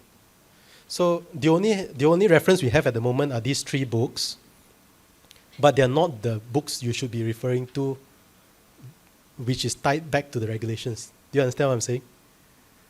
They may have the information you describing some of these things that you have to do, but it's not the books which DOSH is telling you to follow at the moment. Later we ask Dr. Fairuz to clarify what guides are there for us to follow to do this role. So this one is from that OSHIM book, right? So you do something, you design something, then you identify the hazard, you try and eliminate the hazard. If it's eliminated, does it create higher risk? No. Then it's safe to build, then you say, yes, safe to build, record it down. So if you design something, you try and eliminate the hazard not eliminated, then you have to look at whether you can reduce the risk. If the risk is, if does it create higher risk, then no, then you're safe to build. Or you reduce the risk, then it's safe to build. This is the simplistic way of doing it, but in the real world, there are many other things you have to think about. This is also in the OSHIM. As you can see, these are the things which in the OSHIM 2017 guidebooks, things which we may have to think about during construction. Earthworks, excavation risk involving excavations, location or underground services. These are things you have to think about. Structural safety, erection of steelwork, concrete frameworks, load-bearing requirements, stability and integrity of the structure. This is, if you have a good CNS engineer, they would have mitigated these 2, right? Movement of people and materials, safe access and egress, including for people with disability, traffic management, loading bays, ramps, safe crossings, exclusion zones. Okay, I won't go through the whole list. But let me ask you all this. You all know about this MS 1184, right? If you get your DO nowadays, or even your BP conditions, they require you, even in the UBBL actually, you are required to comply with MS 1184. Are you aware of this? Yeah. Then, how many of us in your offices have had the training to thoroughly go through 1184 to make sure that all the designs coming from your office complies with 1184, which indirectly we are going back to safety and health, right, of the occupants who use the building and things like that in the future. So there's a lot of things which I think architects needs to be aware of and be current with the regulations that have already been put into law. Okay, let's move on. I'll give you an example now. Real life example, got pictures. Now we got pictures. Okay. This is my site. So this site, we did phase 1. Then phase 2 is a tower. Here is hotel. It's completed now, almost completed. But you see this one has a 0 setback condition. So when there's a 0 setback condition, we're actually building over a road, right? This road has cars moving every day. So how much information do you give the contractor during your tender stage? What do you tell them? Just let us ponder on this. Next one. This one also has a road at the back. So at this road at the back, there needs to be some protection so that the road continues to function. And then there should be some safety platform here, safety and work platform to be constructed. So how much information does the contractors get during the tender stage? You assume that all these things they'll cover under their preliminaries now, right? That they would design for it. So if we conduct the tender, let's go to the next one. Okay, that's the work platform. That's the work platform. And then this is the one that eventually they were constructing this halfway. And this guy has no safety helmet, no harness, nothing. He's sitting up there. But anyway, this is what happens on site, right? When they went to tender interview, how many experience where during tender interview your CNS engineer is not present? During tender interview, how many of you, when you're conducting a tender interview, your CNS engineer or the representative is not present? Anybody? God, right? God, they're not present, right? Who is asking the contractor? Who is assessing the contractor's submission on this thing? Whether it's designed safely, can hold the load, and all sorts of things. Leave you all to ponder on that. Huh? Okay, this one here is building over existing building. They need to put a catch platform. So who's assessing all this during the tender stage? Because we can just highlight on the plan, but how will this be constructed safely?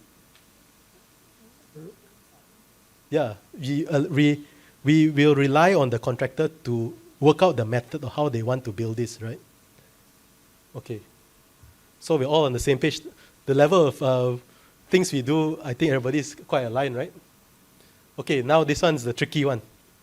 On this building, I insisted we have to put maintenance equipment on the for the BMU in the future, meaning that the cheapest way to do it for this building was to put David's arm and then have a work platform on the perimeter of the walls on the roof, and then eventually they will have to get the vendor that's servicing the building, maintaining the building, to bring their gondola, set it up, and then carry out the maintenance on site.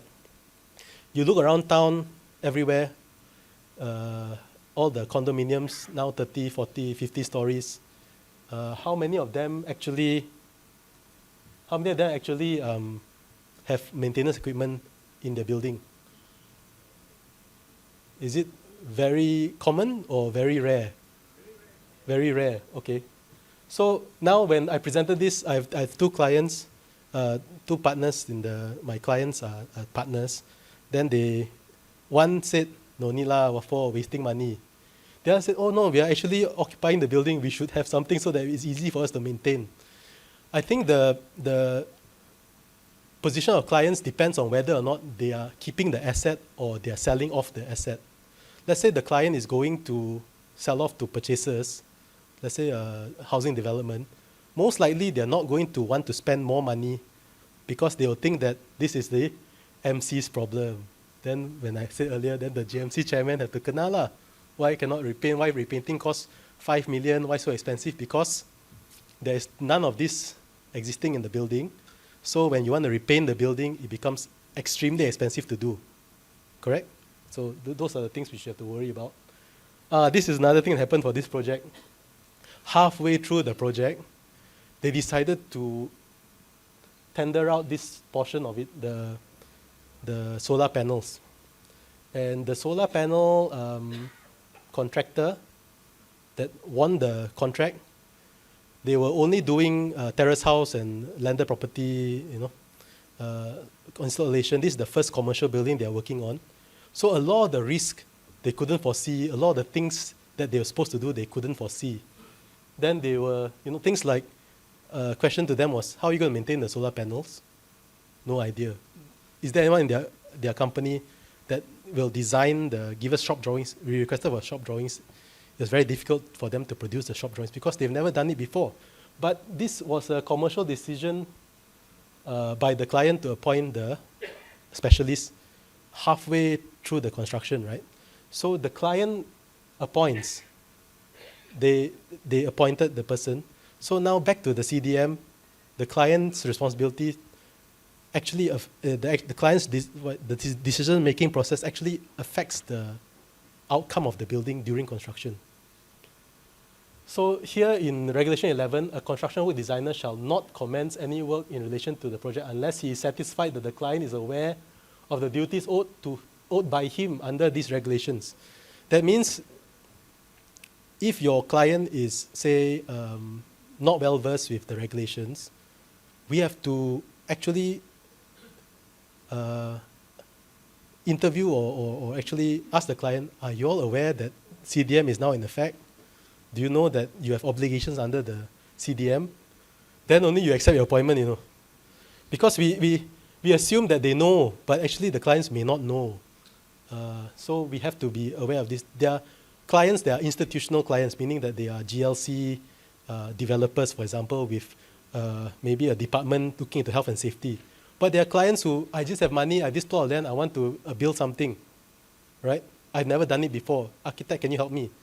So back to this, we have a big task ahead of us to actually educate our clients what their obligations are, and then make sure that they know what their obligations or their responsibilities are for the project.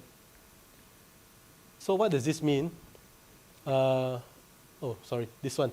I'll go back to this first. I put this through ChatGPT lah. Easier for us, right? I dump in 1, 2, 3, 4, put inside the ChatGPT and said, can you do this table for me? So they made a comparison. Pre-construction safety risk elimination.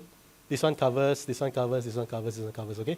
Coordination with contractors on safety, ensuring designers comply with OSH, and then maintaining safety and health file, all this covers. So the rest of the existing laws may not cover, indirectly covered, but most of it, these are new items which now becomes our standard of care. So the CWD responsibilities are not fully implied under the existing laws.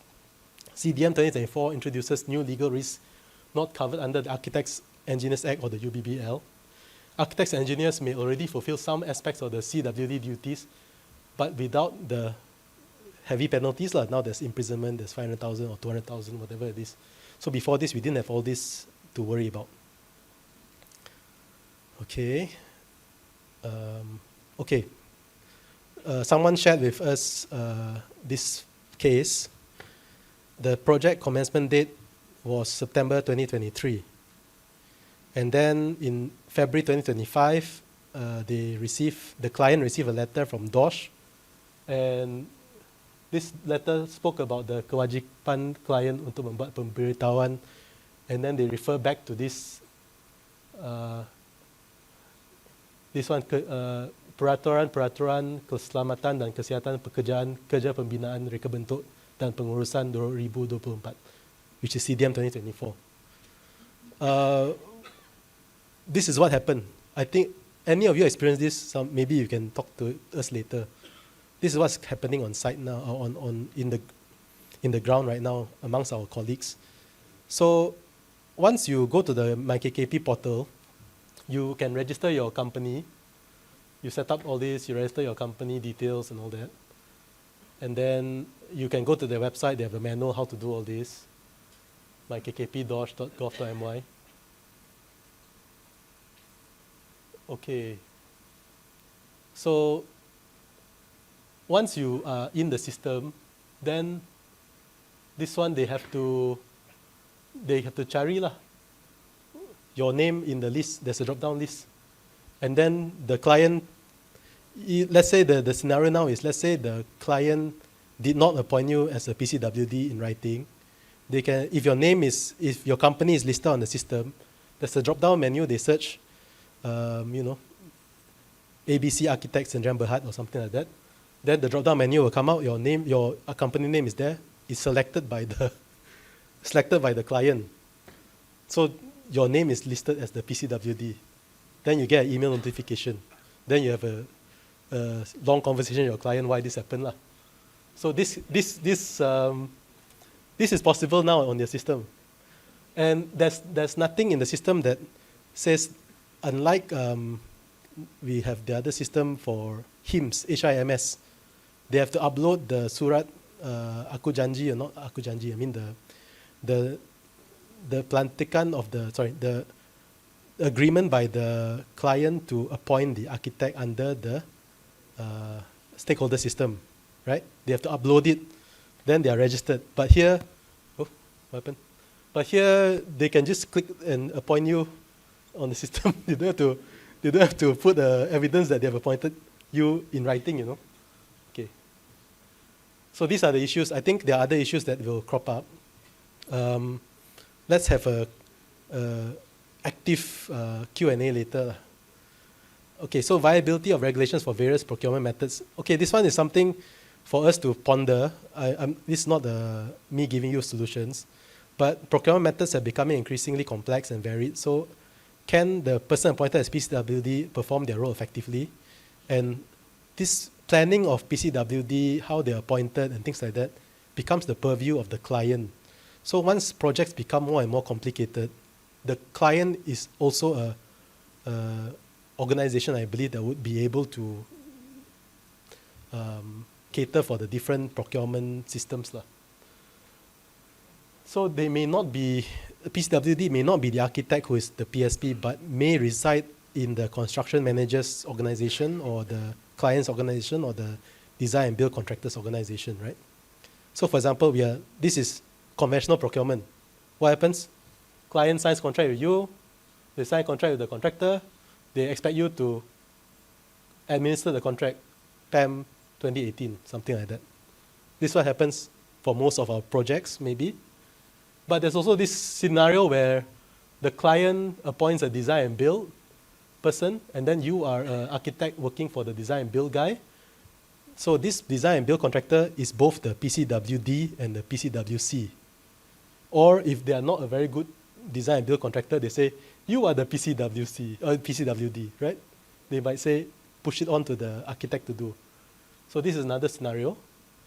Maybe there's this scenario. In this scenario, the principal designer works for the client, then they didn't proceed. Then later on, this person is no longer in the picture. And then later on, the client has to appoint another party to be the PSP, right? Then they appoint the principal contractor. The new PSP comes in. The principal designer that originally did the safety and health file and recorded all those things may not be the same person anymore. So whatever you recorded in the original safety and health file, let's say there are information in there that creates some risk. Even though you exited the job, are you still responsible for the information you provided? So all these are the scenarios which I think might become an issue in the future. In a more complex situation, this one, where the PCWD cannot know the risks associated with specialist designers to be appointed in the future by the main contractor. Let's say you're doing an airport. Then they have this baggage conveyor system, right? Where someone can crawl inside. It's quite very specialist design thing. But you are just providing the space, then later on they'll appoint through a separate tender this particular item or component for the whole airport. So you have to record down somewhere. You do not know all the risks involved in that item, right?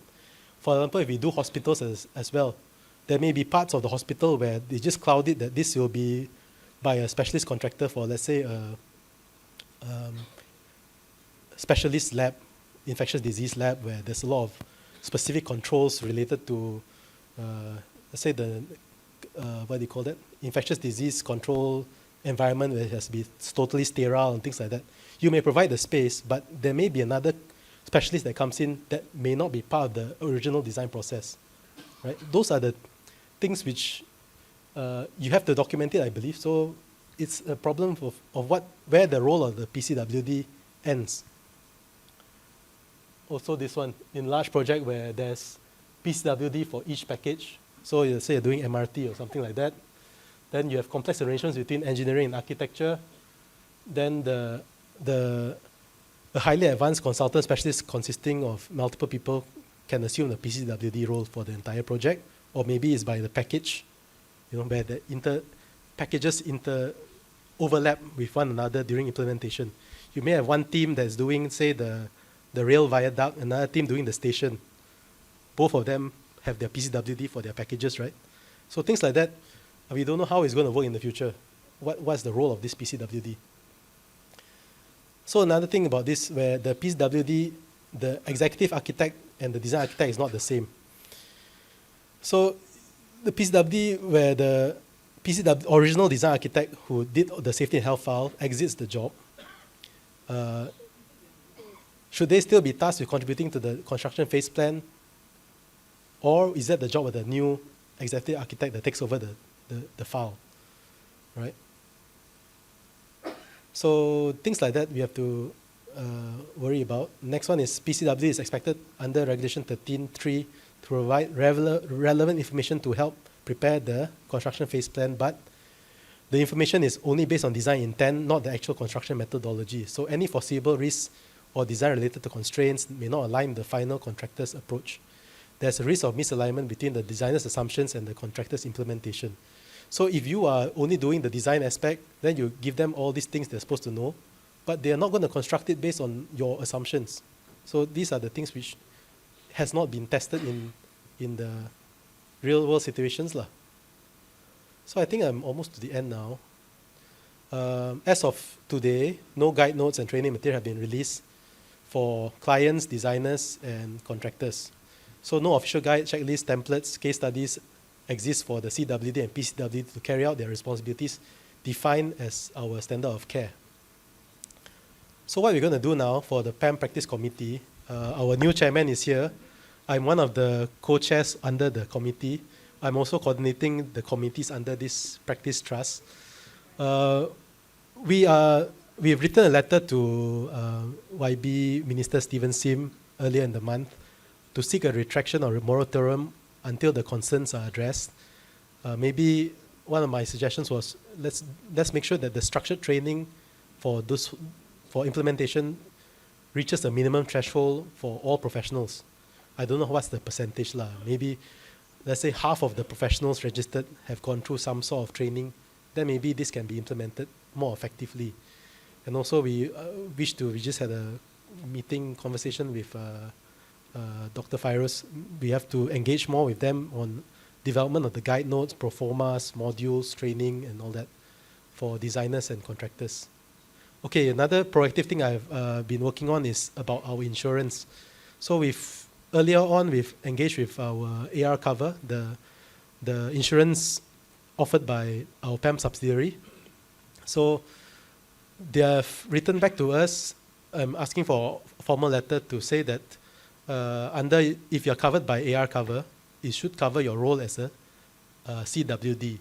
But they're still studying how the role of the PCWD, could it be a rider, could it be a separate product or something like that. They have not come back to me because this is very new. No one has looked into it yet amongst all the insurers. So this will take some time for them to come up with a proposal or solution for us. So maybe Architect Hugh, we may have to set up a safety and health working group. We just produced the Bomba fire book. You've seen it on sale. Maybe this is our next big task for PPC to actually look into how we can improve our safety and health conditions for the profession.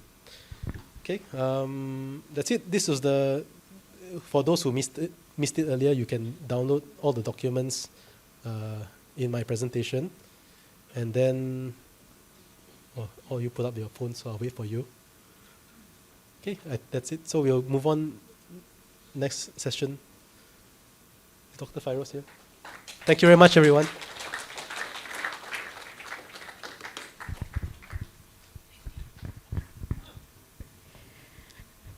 Thank you, Architect David Teoh. That was good. Okay. So now, next, we will now begin the panel discussion and the Q&A session. May I invite the following speakers, panelists to join us on stage. First is Engineer Dr. Muhammad Fairuz Abdul Rahman.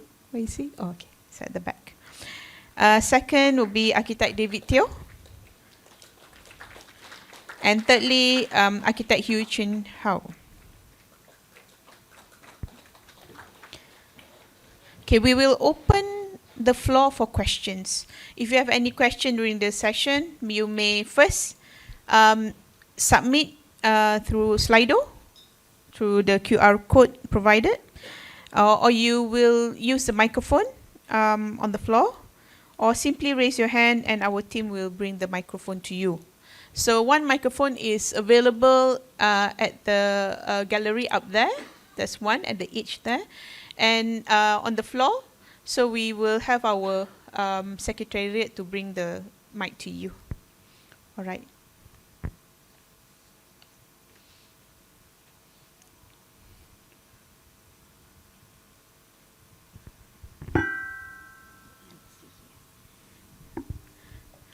While you are thinking about the questions or typing, right? Perhaps I will start first.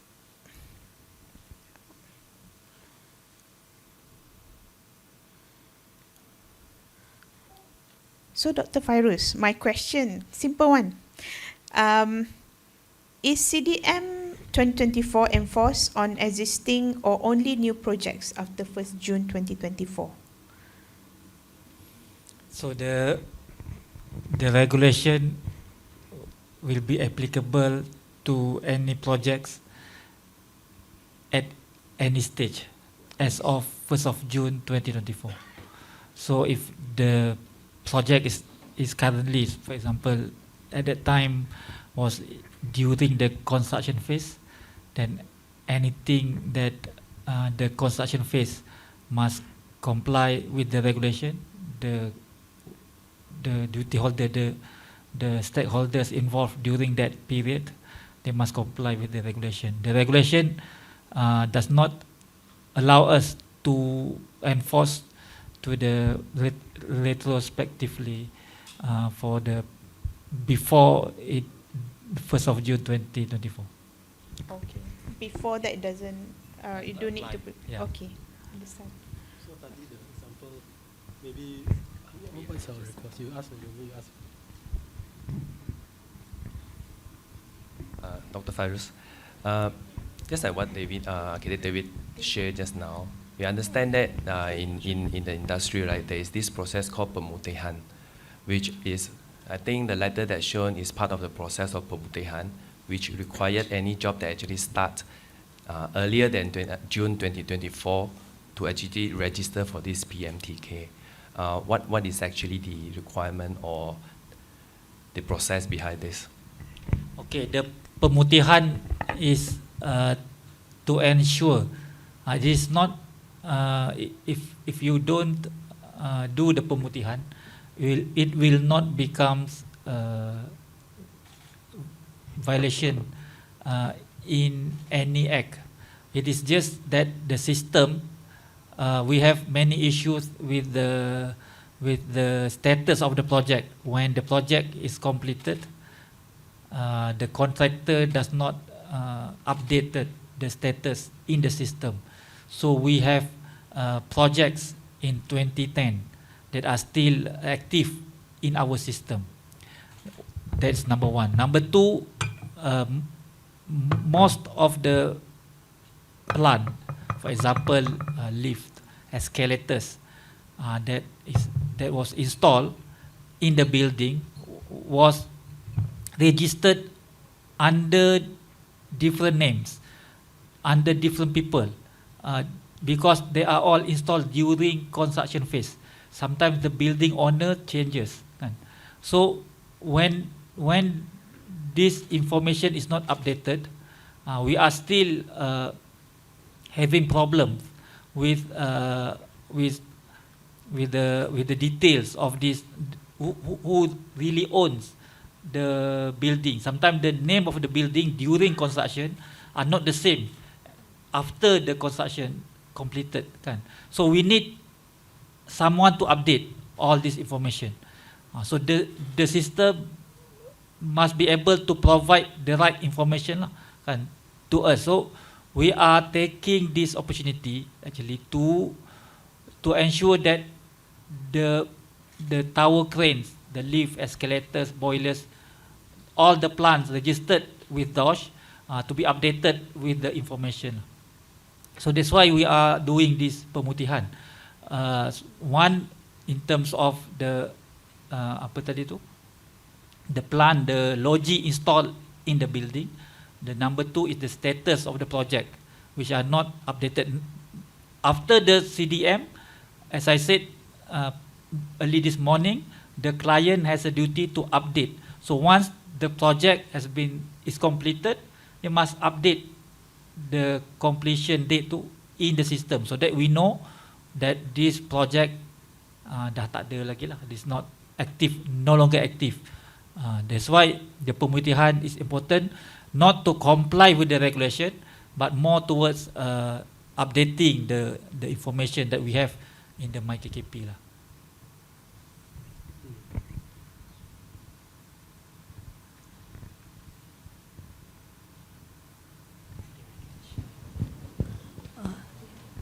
I have a few questions, if you don't mind. Architect Almas Rahim. First, for PCWD, who qualifies as a PCWD?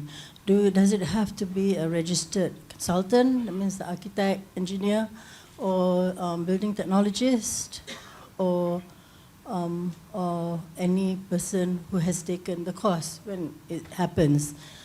This is not clear to us yet. The other thing is,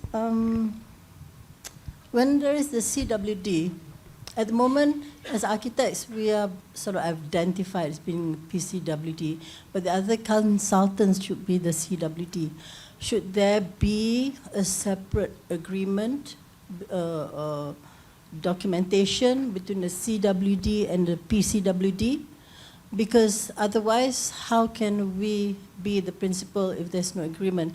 In a consortium appointment, I think that can be very clear, but if the consultants are independently appointed by the client, where does that tie us together?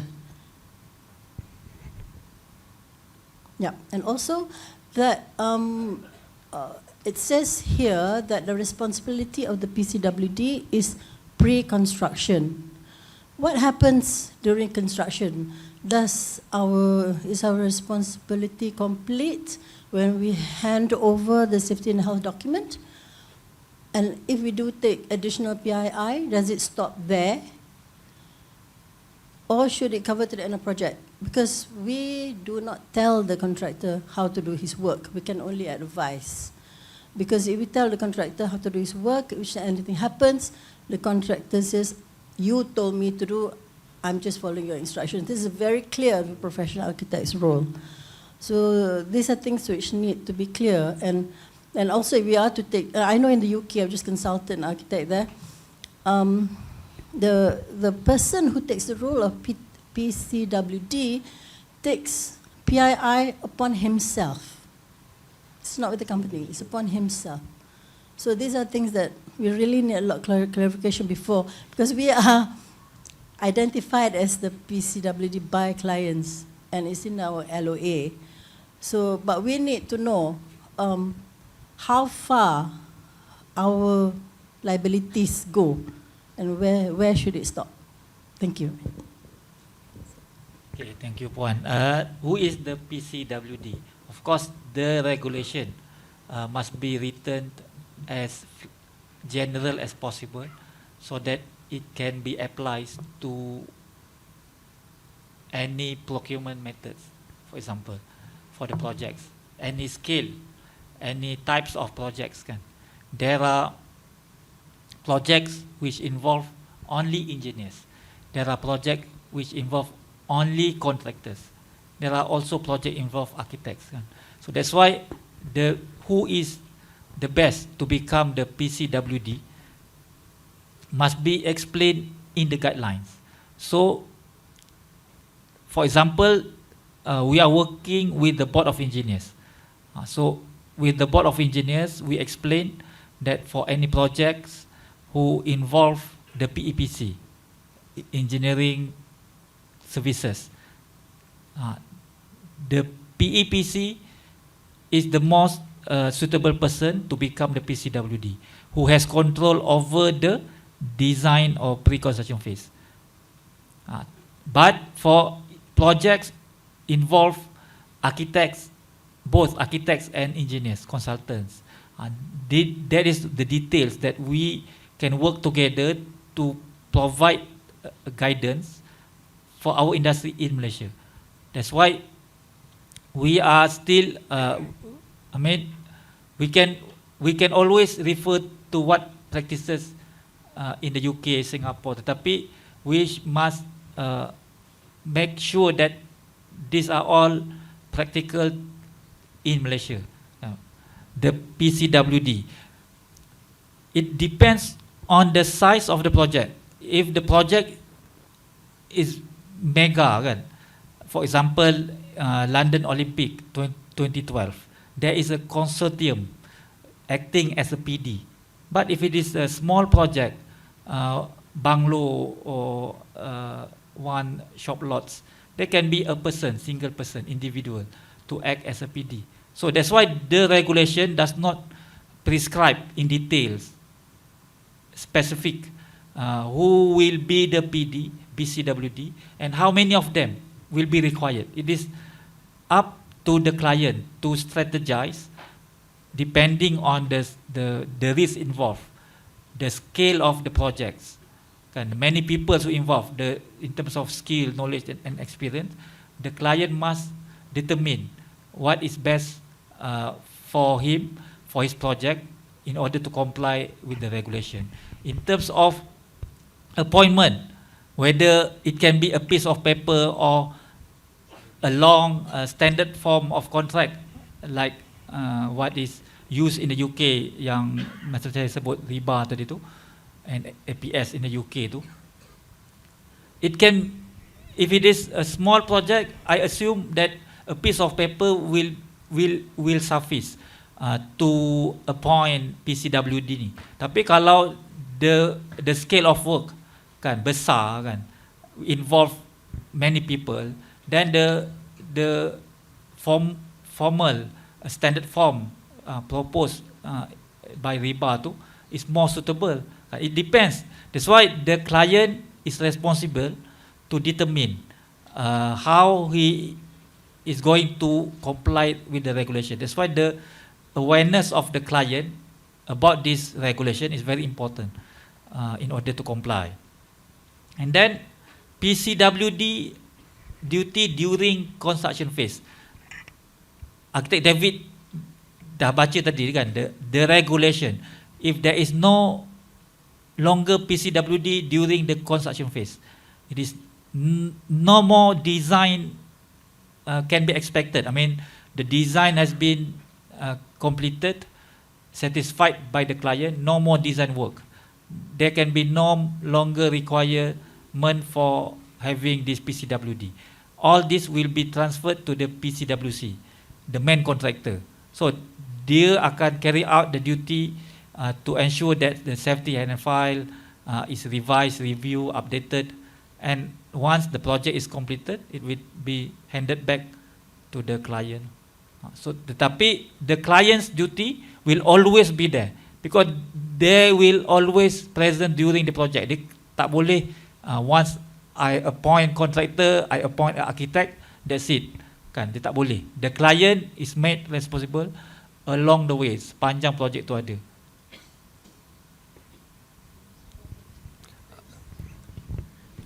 I just continue from the first question about qualification, Fairuz. Since there is no prescribed qualification under CDM 2024 for PCWD, how do the client know who is competent and whether eventually this will be open to abuse? I think that could be one concern, because for professional engineer, PE or architect, I think we are highly regulated. So any issues, you can basically complain and seek advice from the board. But in this case, since Regulation 12 only mentions skill, knowledge, and experience, but not defined, and there is also no registry or certification that is required under the CDM. So would it open the risk for unqualified parties that assume this very important role? What is your opinion on this? Okay, that's why dalam while we are introducing this regulation, many years back we introduced satu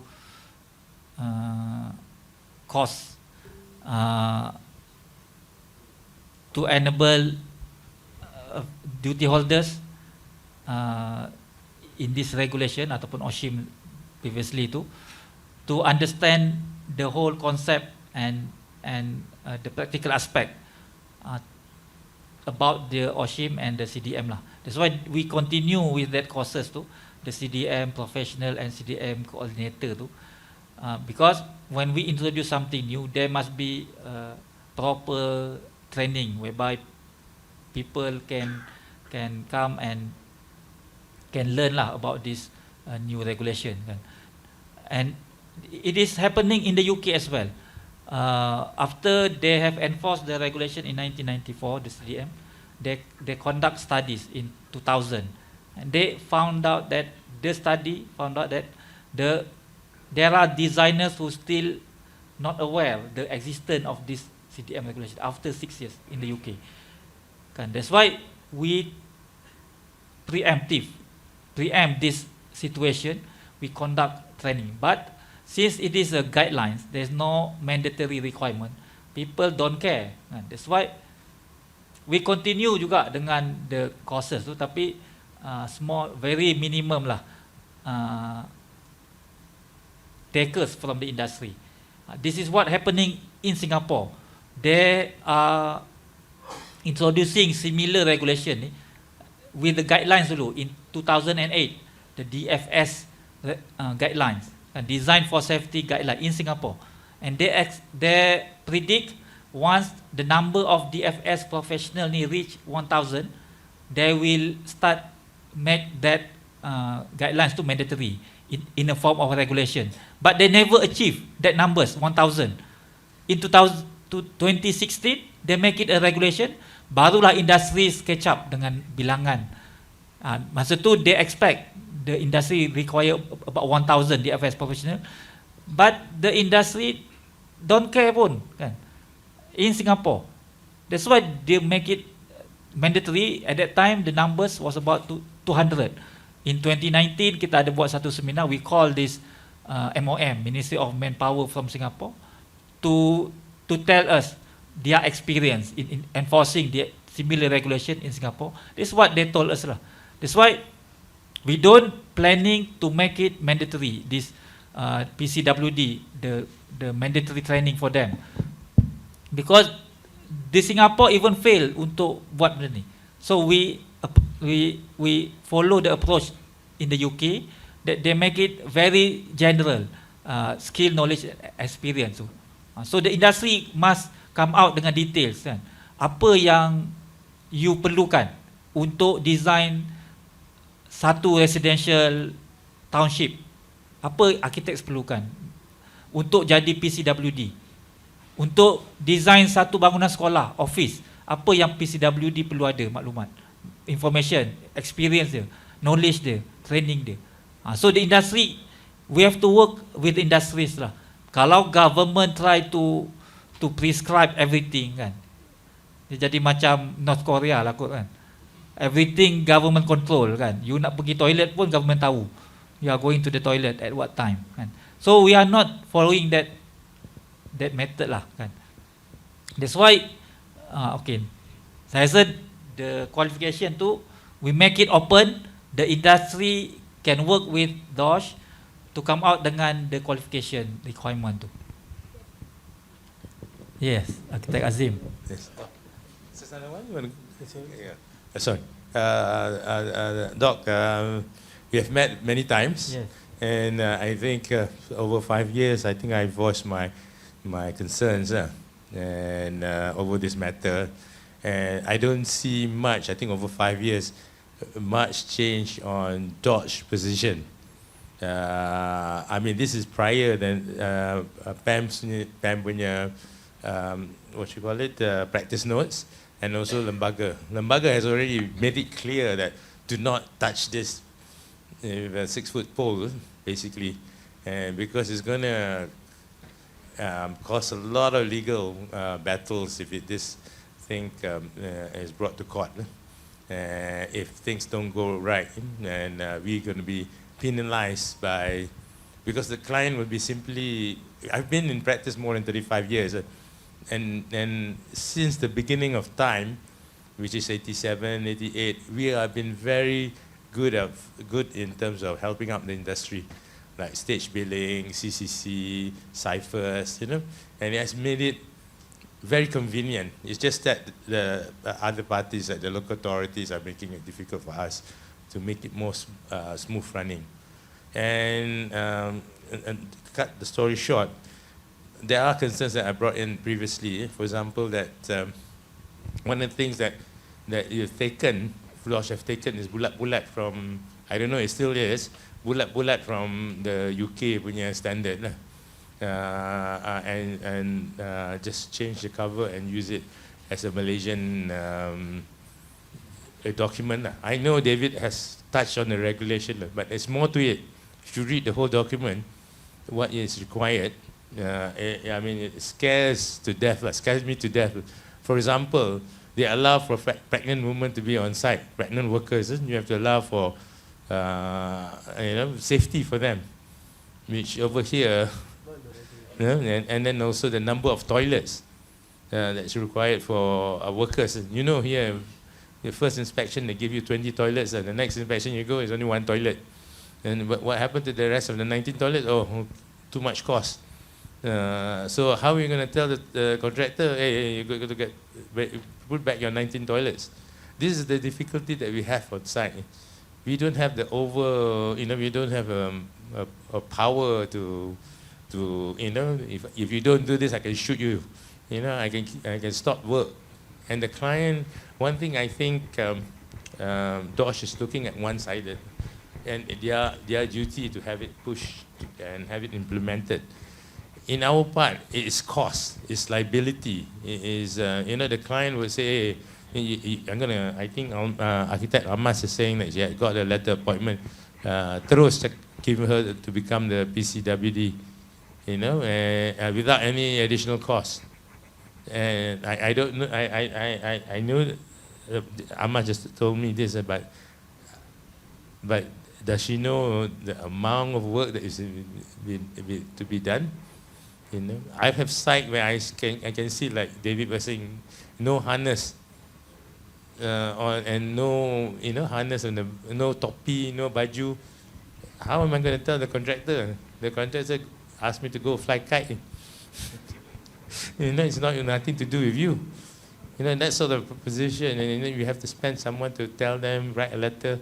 We can only do so much. And this is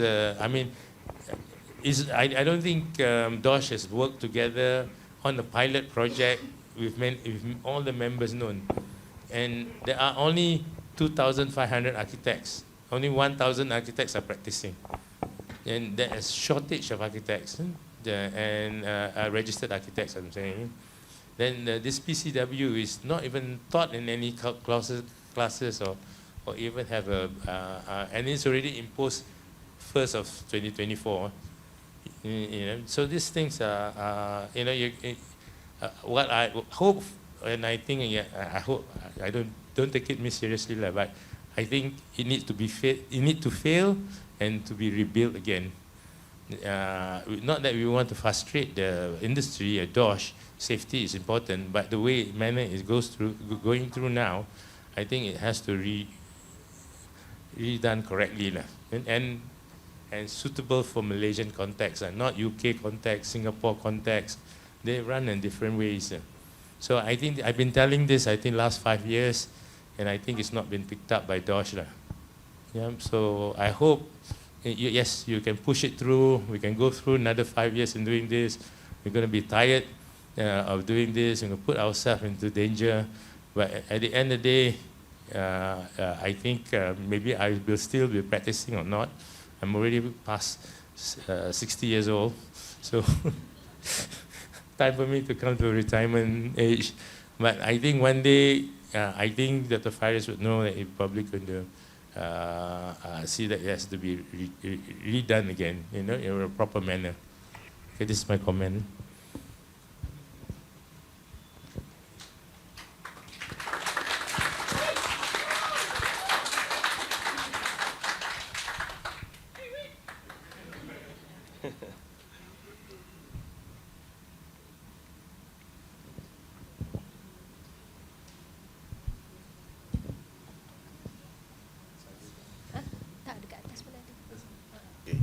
Hello, evening, I'm Lim. What is happening now, correct lah? Because we are facing the same situation every day. So seperti mana yang just now Mr. Architect say, di tapak bina, kalau kita faham you betul-betul involve memantau setiap peringkat kerja, memang banyak masalah berlaku. Contoh, kalau nak arkitek responsible untuk semua mengenai safety and health adalah tidak masuk akal lah. Sebab apa yang berlaku di tapak bina sentiasa berlaku. Contohlah, kita experience banyak benda. Bila kita inspect safety and health, kita nampak worker tak pakai safety helmet, buat kerja tak ikut, tak pasang safety mask, kita minute down, kita bagi warning letter. But what happened, sir? They still doing like that. They don't ignore. Contractor ignore. We always facing this thing. We give a warning letter, kita nampak tak safety, still like that. Even same to the material itself. Yes, we know that architect is responsible, is a PSP who sign the document. Whatever in the future, anything failure in the building, architect is the first person who will be called to answer the question. But please bear in mind, it must be fair to architect also. You must seek the situation in the opposite side. What is going on during construction? The contractor part, when during inspection, all the material compliant into regulation, we already ascertain. And during the first time when they deliver the material, all comply. Best of 100%, test good, bomba good. Second month, they come the material all lousy one. So every time we caught this thing. So how to prevent the responsibility? Who is to bear the responsibility? We are not a person at 24 hours stand or sit on the side looking for the Indonesian guy lay the brick wall until evening finish, that is comply. This must be something DOSH department be like look for it. Whether is it certain issue, the contractor, the builder also should be have some what we call responsible again this kind of new requirement. Thank you.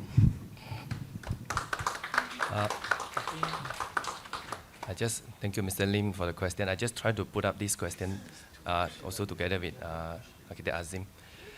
Basically, I think there is clarity that required for these different parties on site during construction phase. The architect, the safety and health officer, and now PCWD, and of course also the main contractor. So maybe just one scenario, say a condominium project.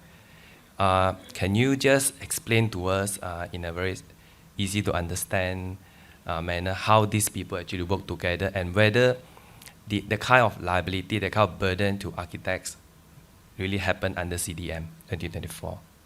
Thank you. Okay. When an apartment project is ongoing, the first, there is a duty to the employer, and under the main act, OSHA, there is a duty for every employer to ensure his employee is safe during undertakings dia lah. Itu pertama. Under the main act, every employer, if your employee injured, involved in accidents, you will be investigated. Is fatal, confirm kita akan prosecute. Fatal accident in Malaysia, kalau berkaitan dengan occupational, that is a policy in DOSH, we will prosecute.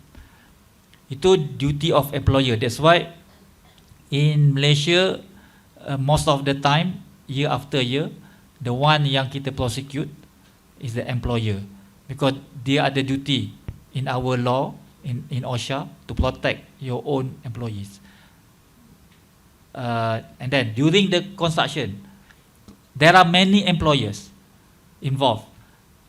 Each contractor is employer to his own employees lah, kan? There are many people working together, many employer working together in a construction site. So whenever there is an accident, tak pakai safety helmet, tak pakai safety shoe, we will penalize the employer, whoever they are lah. If you send your clerk of work to site without proper PPE, you will be prosecuted, you will be penalized. Kalau kita jumpa lah We are not always on the site. You said you are not 24 hours. We are not also not 24 hours at site juga, kan? Who are always at the site is the employer lah, the representative of the employer tu.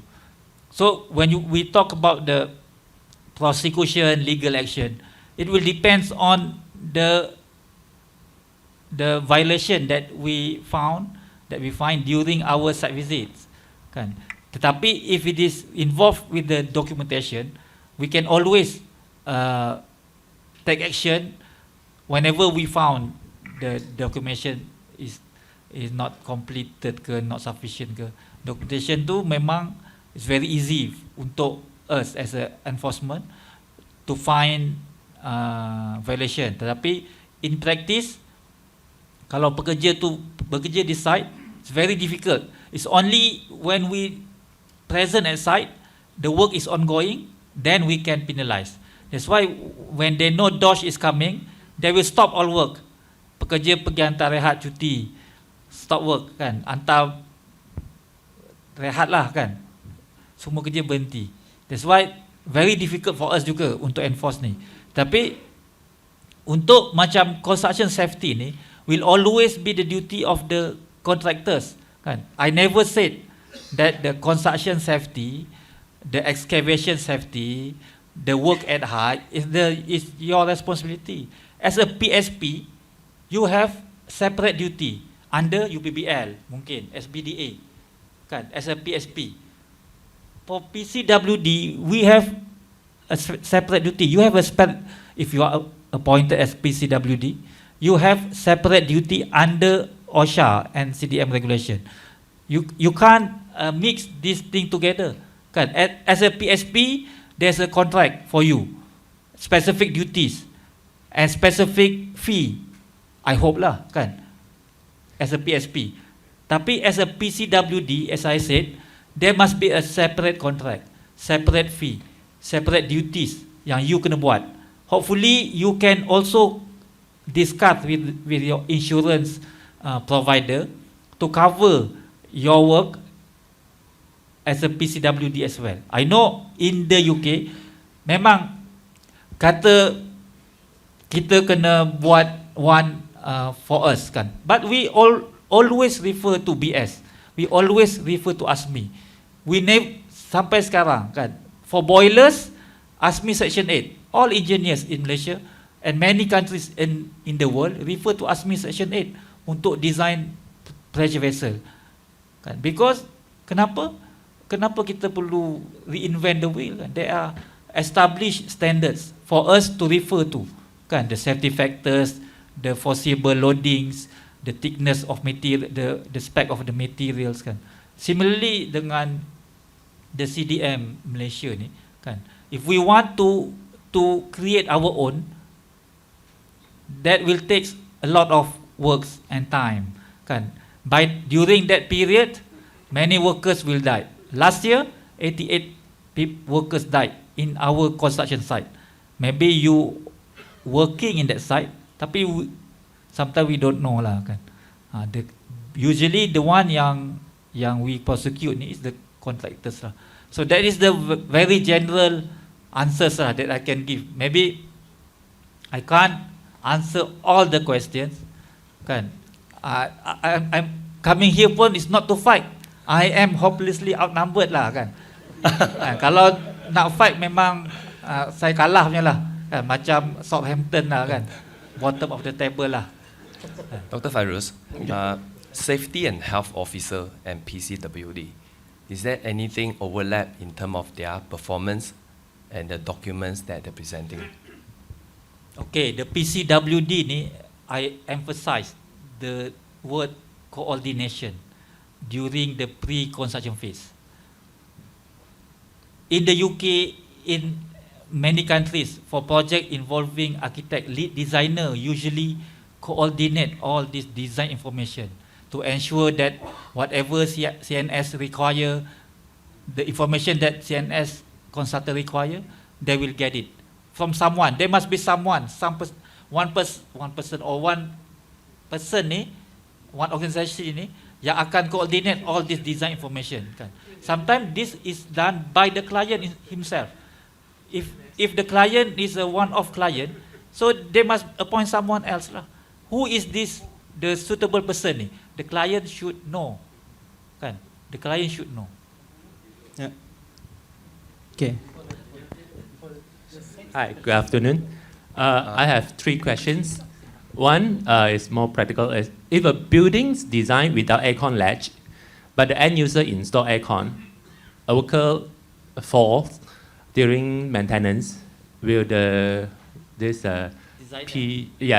person will get penalized or not? No. Okay. Kenapa bukan? Once the design is accepted by the client, there is residual risk. There's no zero risk. There's no zero risk. We expect no zero risk for such a. Memang tak praktik pun. So macam case yang ni kan. Okay, thanks. The contractor must know. Question number 2 for the. Sorry, can you please let Dr. Fairuz No, I finish? mean it's no. Then we understood already. Then yeah. He's explaining why there's a risk. There's still a risk. There's still a risk. Yeah, not All right, finished sorry. yet. The residual risk must be transferred to the building owner.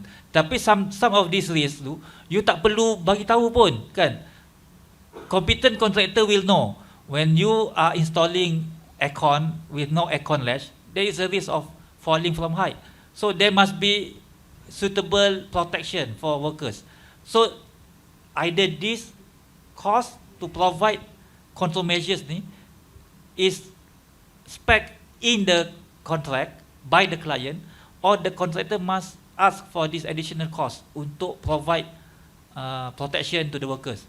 But if the building is designed with the aircon latch, so this additional cost for the contractors ni, for the project yang nak pasang aircon latch tu, does not appear anymore lah.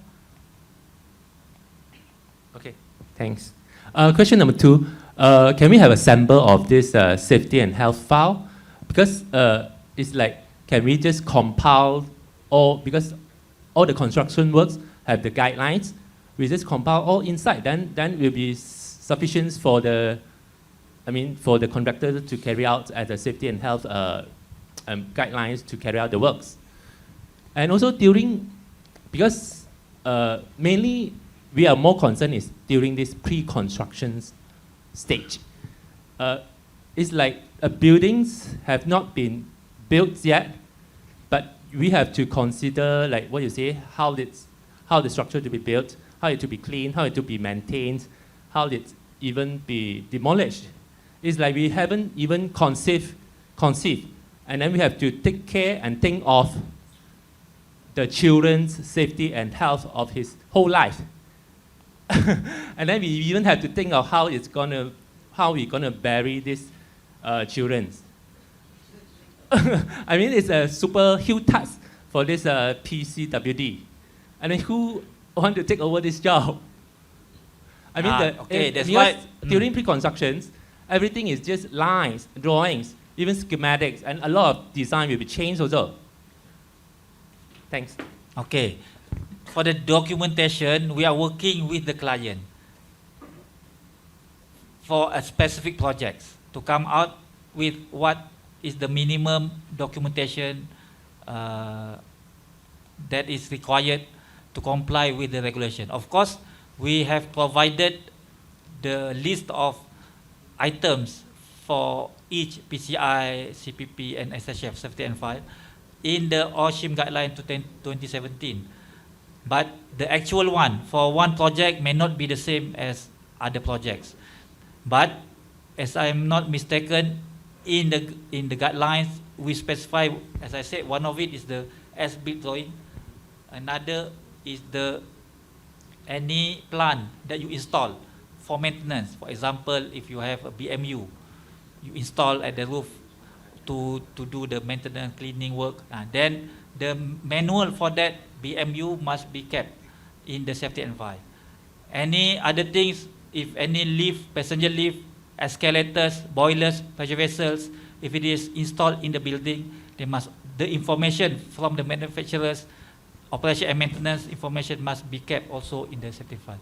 So that is the some of the information that I can give you lah. Examples of what should be included in the safety and file.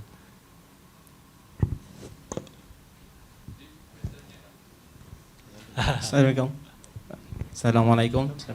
Selamat tengah hari.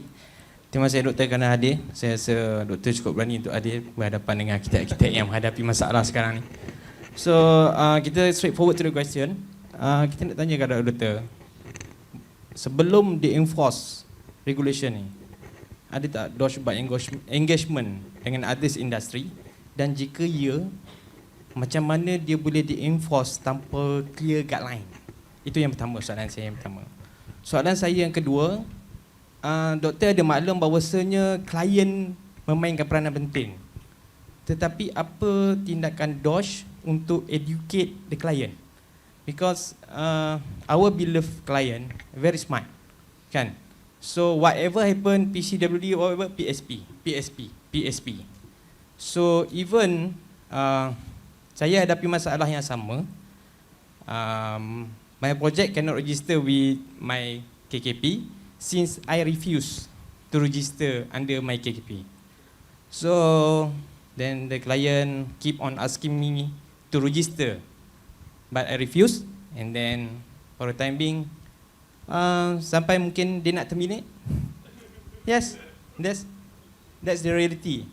So I still refuse to register since I dah nampak apa responsibility dan clear apa yang akan terjadi pada kami. So kami tak akan ambil tanggungjawab tu sewenang-wenangnya. Jadi kenapa tidak di-clearkan satu guideline bahawasanya client can be, saya tahu ada satu clause is deemed client tu adalah PCWD. Kami tulis surat dan CC kepada DOSH state. Sebab kami refer ke DOSH state, dia orang tak boleh jawab berkenaan isu ni. So kami hantar surat kepada klien, CC ke DOSH state, kami quote regulation tu, then dia refuse. I tak buat that thing. So bila dia tak buat that thing, do you expect us to do that thing? So itu sajalah yang saya punya ni. Okay. Alright.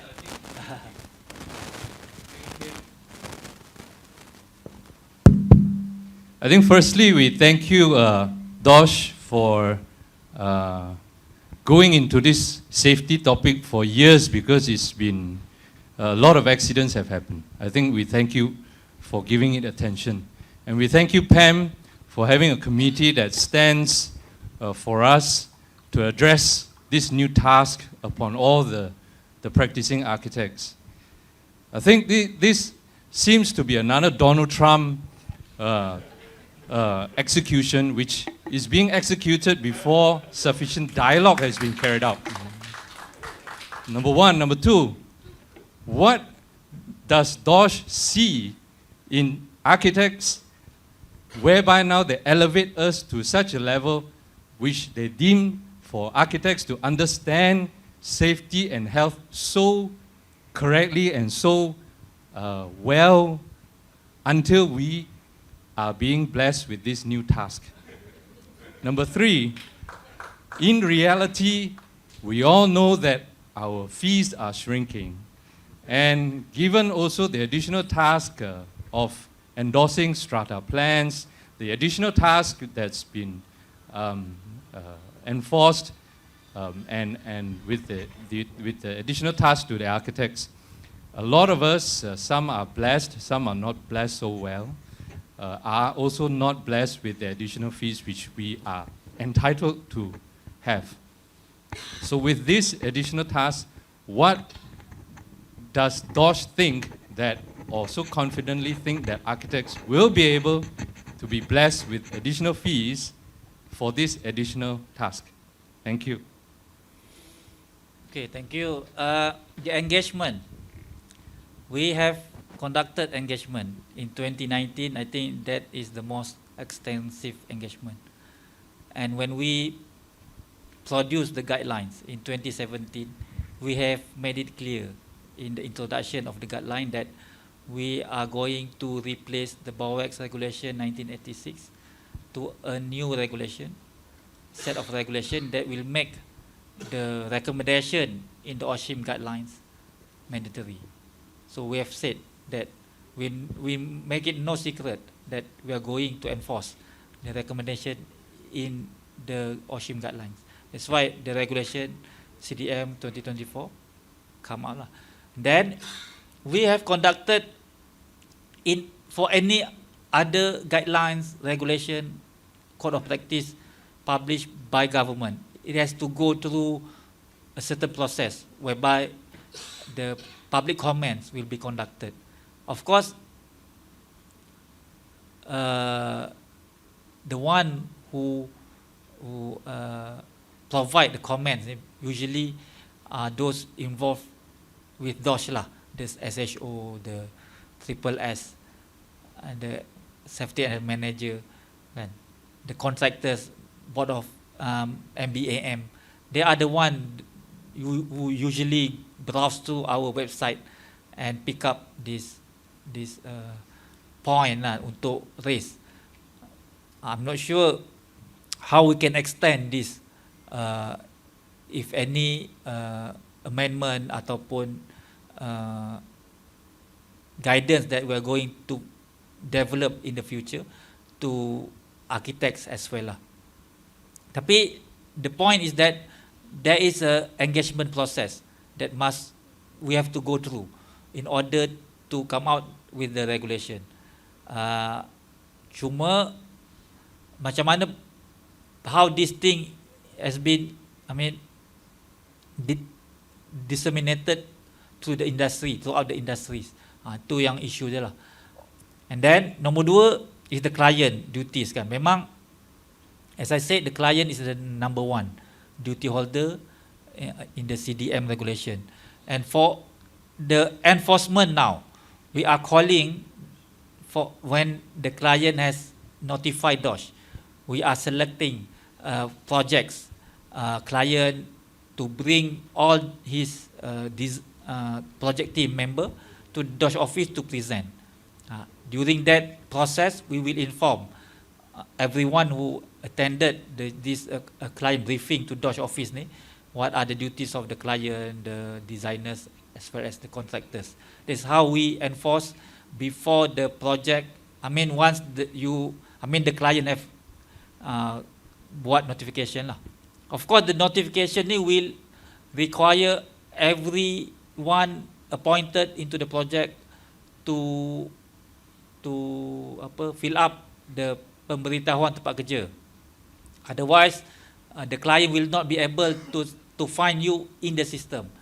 It is similar to when you use AirAsia apps untuk untuk beli tiket kan. You must daftar dulu, register dengan AirAsia. You give your personal information, then baru you can use that apps. Similarly dengan MyKKP ni, you must let the system know who you are. Then the system will recognize you and other people can find your name in the system. Kan? And macam Architect David ada mention, perhaps nanti the client can misuse. They can just select ABC architects into the project. We can charge the client for giving wrong information. There is a duty for the client to notify us, to update, to review the information that they have to provide in the JKP12 to be updated, to be correct at the time of we are doing enforcement lah. So the penalty 100,000. Kalau dia main-main ambil your name architect ABC ni dalam projek dia, tapi bukan. Itu duty of the client kan. Tapi if you are refusing this task, then the client will have no choice kan. The client nak comply tapi you tak cooperate, perhaps the client will terminate you lah kan, macam yang tuan kata tadi kan.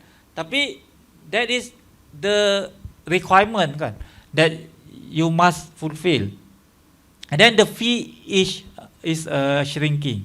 That's why we said, in order to provide services related to OSH, of course they are not related dengan architect, engineering services yang kita selalu buat. Kan, this is OSH. There is a specific act on OSH. We have separate act on engineering, for engineers, for architects, for QS, kan. But this is different act. So that's why I always tell the client to provide separate fee for these separate responsibilities. Kan, baru fair. If you are saying that you are getting 5% for each job from the project punya total cost tu, kan, then you should charge additional for the PCWD or CWD, additional work that you have to done to conduct risk assessment from the client. That's why the client must be called, kan.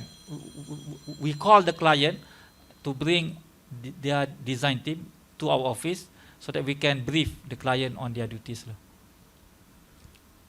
I just want to elaborate a little on the engagement. Based on what I read from the PAM representative record, right? Basically, there is a report back in 2023, but that was during that time it was for OSHIM. So what I read is there's OSHIM, okay, I think architect need to be prepared. I think we need to have a lot of engagement to basically CPD to educate or to give awareness on this OSHIM. But you mentioned there's a recommendation for mandatory. Yeah, so what we normally thought is if you have recommendation for mandatory, right, that will basically go through a different process and a separate project as a whole. So on this CDM, I believe we are not engaged in a way. I mean, from PAM at least, that's what I understand. If anything wrong, you can correct me. So I hope moving on, I think we need to have a better engagement when it comes to this very serious policy making between the institute and DOSH. Yeah. So that is on the engagement. I think based on the record, this is what happened in PAM. Thank you. Dr. Fairuz, another thing that I want to raise, what you said earlier about the system, right? If let's say the system now does not allow for, they still need to fill in the PCWD on the form, my JKKP system. Can your developer for the system just change it so that if in the event there is none, then the client becomes the default PCWD? So they don't have to, like our colleague here was mentioning, he doesn't want to do this role. So by default, under the regulations, it should go back to the client. So there must be something in the system that enables it for that option to be available. And the earlier thing I pointed out during my talk was about the example of HIMS system. If it is in the regulations that the client has to appoint in writing, then they should upload the copy to DOSH that so-and-so has been duly appointed for this role with a PDF signed or something like that, and then they upload it onto the system. Then there's a record. Instead of a DOSH having to find out later through maybe police report by the architect or something like that, then there's all this unnecessary dispute between contractual parties. As you know, they are our paymaster. We also don't want to unnecessarily, unduly upset them to have such a dispute. It could be the case where the construction has proceeded to site and the fees owed is maybe a few 100,000 or a few million. And we don't want to have this, dispute with our clients at such a stage. It becomes very awkward conversations to have for us. So I hope that you can take our feedback. Maybe you have to update the system to allow some flexibility in the way the UI is done for this system. The system is doing that now. Not as what I described it. The client, when they appoint PCWD, if he managed to appoint PCWD, there must be some proof that he has appointed this organization company to become PCWD for his project. They have to upload? They have to upload. If they don't upload, we can always go to the site, go to their office, and ask for the evidence of this appointment. If they fail to appoint, they should name themselves as a PCWD. The system is doing that now.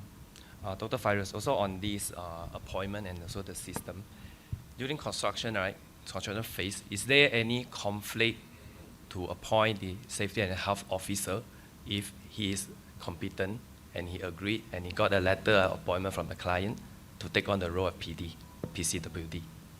Is it allowed? Yes. We don't, as I said, we don't prescribe who is the best person to become a PCWD. That is the duty of the client based on his project. There are SHO from engineering background juga, not all SHO from SPM punya level, you know. Ada SHO yang ada master, PhD, degree kan. So we can't be specific because these people maybe dulu dia belajar tak pandai sangat, then dia regret, then dia pergi develop their own when they found this OSH punya field lah kan. So that's why, as I said, to detail out this thing, we must work together untuk cari apa cara yang terbaik. The government, now we have contact, then maybe we can meet more often later on lah kan. Hello. Okay. Yeah, question from me. I have. My name is Key. Okay. So my question is, first, I think this regulation or law is kind of not constitutional, because I feel like this law is DOSH detect whatever you can, and it's like you say prosecute, and then you make the rules and then you prosecute. So this kind of conflict is like we make the rules and then police do the thing, but as DOSH make the rules and DOSH prosecute. As far as I listen to your talk today. And I think you keep stressing on the duty of the client. But I think for DOSH, we also need to stress that your duty as a public servant. So, if DOSH objective is to reduce the numbers of people killed in the site, so how does this regulation reduce those 88 people killed in the accidents? So that's my question. Before I'd like to get Dr. Fairuz to answer Mr. Key's question, just want to clarify, how will the pemantauan happen? That means, let's say there's a violation, what is the steps taken before the person that's responsible is prosecuted in court? So it's a criminal thing, right? Adakah polis terlibat ke ataupun DOSH terlibat? What agency is involved in the enforcement? Okay, I may not be the correct person to answer this lah. Tapi there is a procedures. As I said, whenever we introduce a regulation macam CDM ni, there's a procedures that we have go through. Ultimately, it will goes to the Jabatan Peguam Negara, AGC, untuk dia review. And after dia review, after they commented, we reply, then barulah they will send to the minister untuk dia sign lah. Kan? Itu proses. Semua regulation in Malaysia, there is, kalau nak kata is not constitutional tu, tak boleh lah, sebab there is a procedure, very strict procedure for all of us as a government servant untuk ikut. And then on the prosecution, semua under our constitution kan, the power to prosecute ni is to the AGC, you know. So in DOSH sebenarnya ada AGC punya wakil, penasihat undang-undang PUU, yang akan bagi consent kalau kita nak prosecute, we have to investigate, complete IO with the evidence, we submit to them, they will review from the legal punya matters, then kalau dia kata tak boleh prosecute, NDA macam yang biasa kita dengar lah kan, no further NDA lah kan. Tapi NFA, ataupun kalau dia bagi consent, dan barulah kita prosecute di mahkamah. And the prosecution officer ni is a DOSH officer, engineering background. Akan in the court, we will be the PO, prosecutor officer. DOSH, we have gone through special training to become PO, and the PUU AGC will give us consent that we are qualified untuk jadi PO. Walaupun we are not lawyer by professional, by practice, we are given the power untuk jadi PO lah, and will up against the lawyer lah, kan. Itu antara proses lah. The procedures tu pun very strict, and every government department have to follow almost the same procedures lah. Any prosecution must go through the compound as well, must go through the AGC, the penasihat undang-undang, before we can issue ataupun prosecute people in the court lah. We actually at 1 o'clock, but if you guys are okay, we should continue this lah. Quick one. Okay, I think my question is referring to this scenario lah. Okay, my name is Hisham. The scenario is basically just now the panel mentioned about the duty of the client. And then the example of project given is slightly big lah, like apartment and other things. Let's scale down to the bungalow. The scenario is Makcik Kia is actually a retiree, and then dia kaya, and then she want to build the bungalow, and then she has only know how to reply to WhatsApp and scrolling to the TikTok. Okay, and then by having this scenario, so how Makcik Kia want to register the project into the system lah? And is this scenario is actually taken into consideration before the regulation is formed lah? Thank you very much. Okay, if Makcik Kia is carrying out the construction project for her own house, untuk family members dia live in lah, the duties, Makcik Kia is a domestic client, and her duties will be transferred automatically by default, by the regulation, to the contractors or designers appointed by her. So Makcik Kia tak perlu tahu apa-apa pasal CDM regulation ni. The notification, if it is more than, if the construction work more than certain spec tu, the contractors must do the notification for the project on Makcik Kia punya behalf. Regulation 8 dan 9.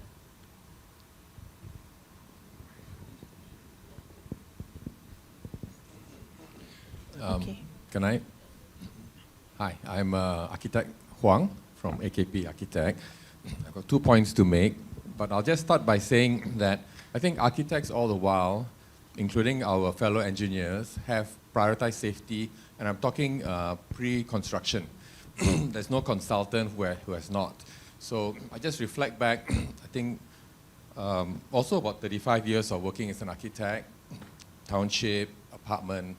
If there's a risk of a slope, monsoon drain, you name it, flooding, it's all been taken care. And permit me by saying, and without, I don't want to sound too negative, on a lot of this risk, it's already been taken care all the while. And it really, it's not for DOSH to oversee these things. And I don't think DOSH is equipped anyway. I think where this started really is construction practice, but somehow the animal has evolved. You know, we have to take care whole life cycle of a building. That has made it very, very big. I would have thought, my suggestion is this, it's always good to start a bit small.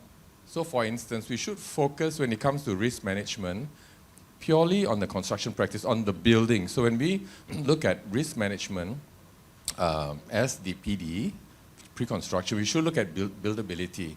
If you extend the scope to all risks, which we are already taking care, kan? I mean, structural, loading, piling, do I need to do SI, is that cavity? It's being taken care. These are all areas, it should not go to DOSH, because DOSH is not really equipped anyway, and our line is highly regulated through our Malaysian standards, British standards, our engineers. So coming to the second point, first point was that I think we need to, when we talk about the PD and the role of PD, it should be at this stage purely on constructability and safety related to constructability. I get worried when you want to assess, we have to do a full risk when we are writing the risk management, because we already, let's say for slope, ICRAM and all this, there's just so much going on now for the consultants to handle all this risk. It's already being taken care. Number one. Number two, if we have to do PD, personally, my main concern is, I don't mind being a PD. My concern is the work. Now, a lot of architects have gone through the OSC process. The amount of documentation back and forth just to comply, what used to be, of course, a difficult process now made more difficult in terms of documentation.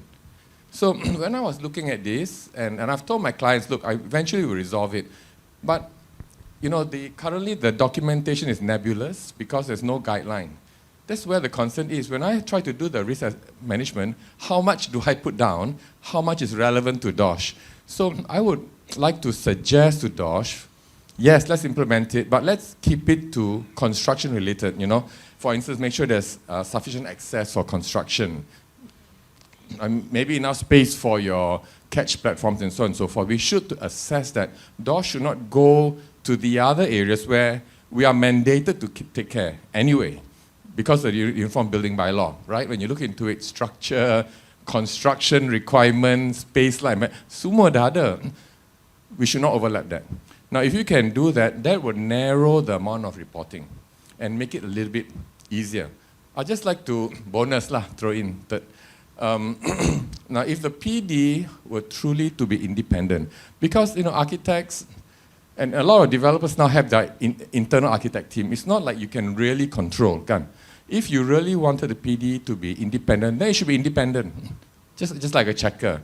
So right now, what the architects are facing from the developers, including my company, is you want the letter of appointment, sign the PD. You can't run away, sign or no job. So don't tell me, I got 4 developers I work with, semua I tak kerja lah. I mean, you put us in an impossible situation. Put the PD, either you're independent, right? I mean, or you're the developer. Why? Because the developer ultimately, when it comes to a lot of these things, call the shots. And nearly all the major developers have architect team, engineer team. They are telling us. But at the same time, we are being made to sign and take responsibility for PD. So maybe this is something you need to consider so that we can move forward with this in a real way. Because I think everybody in this room wants safety. I don't think any engineer, architect will say, no, we don't want to consider safety. So if I can just ringkasan lah. Number one, we're already considering safety because we're mandated by Uniform Bylaw. We are doing it. Please don't make us have to then duplicate our work to report. When we put in the report to do it, I have to repeat, I have taken care of the slope. I have to take care of the water table. This is my engineering and the structural calculations. I mean, that'll be, I think, beyond the scope of DOSH lah. Let's keep it to constructability as much as we can. 2, maybe like I said, maybe consider that the PD has to be independent. If you really want it to be independent, because what's really happening is it's just being shoved down our throats. Money is not the issue. Now, if it really has to be by the architect or engineer in some projects, then let's simplify, and I hope because you are leading the process, let's make the submission more targeted, as you say, through guidelines, and please make it simpler. Because the amount of documentation we have to handle is tremendous. It's tremendous. So, 3 things, I hope it's useful information. Thank you. Sorry, I may want to expand on that a bit. On the flip side, in my project currently, we do have one so-called risk assessment consultant. What happened actually, us and architects, right? What happened to us is we have to fill the forms. At the end of the day, they are just like sit there, send to all the consultants and ask you, oh, okay, safety in terms of falling safety. So how do we do that? So I have to mention, oh, it's in the bylaw, what, and why. and I have to fill the forms. Towards the end, right, architects still have additional things to do. This, PCW or not, so that is still additional works to us lah.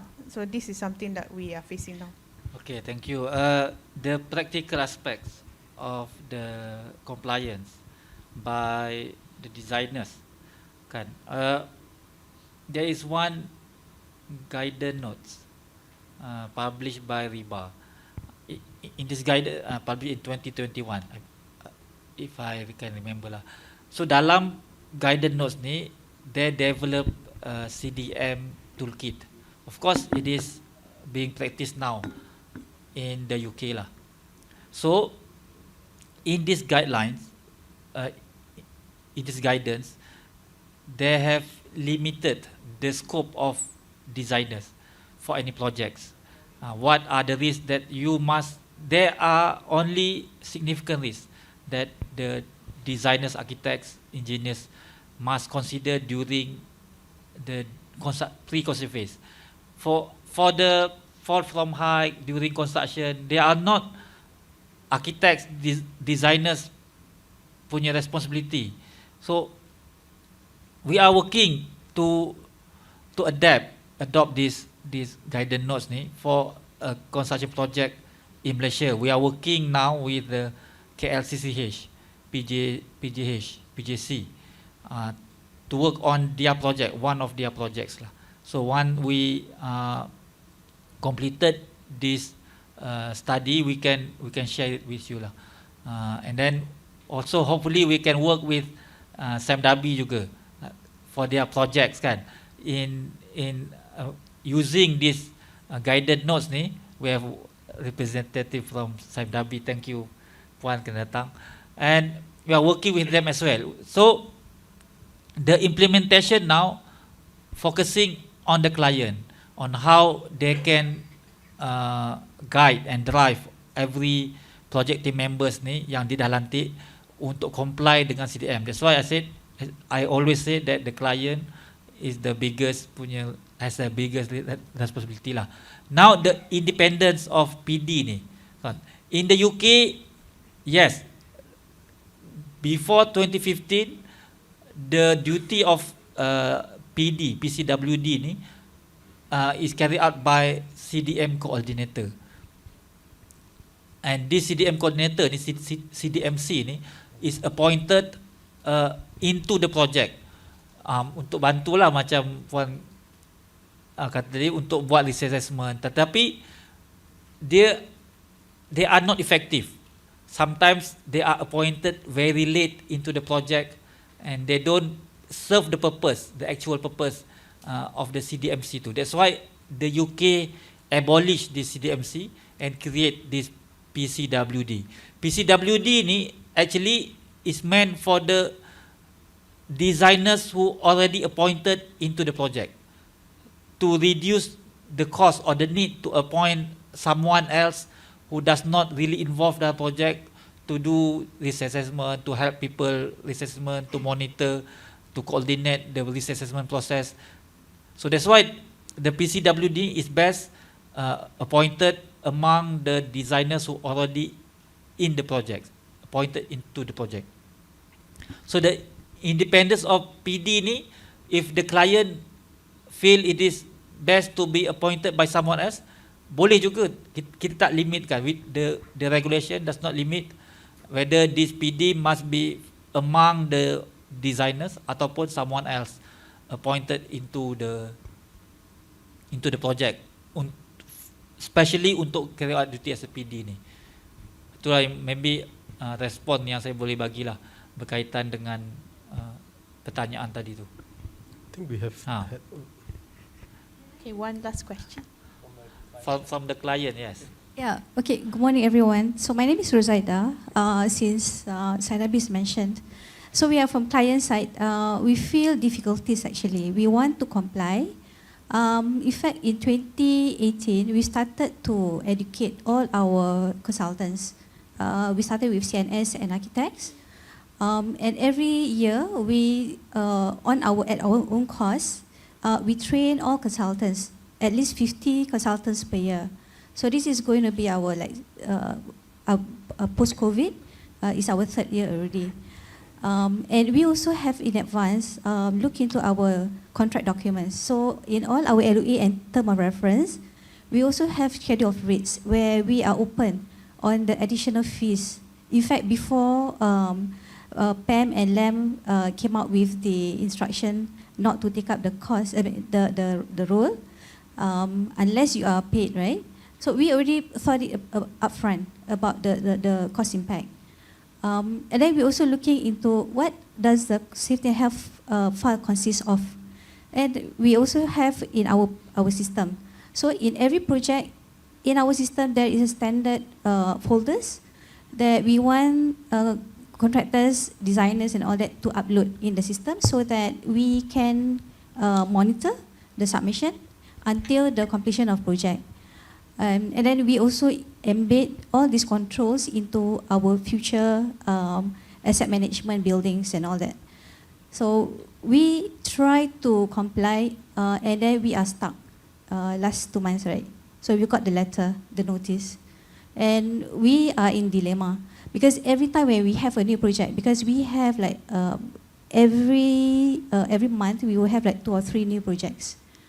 So unfortunately, the principal designer role, actually myself and my colleague, we are the one like bidang terjun, go and happily go and help the consultants to do the risk assessment. So DRA1, DRA2, we are also doing, and we are pushing for the contractors to do the DRA3.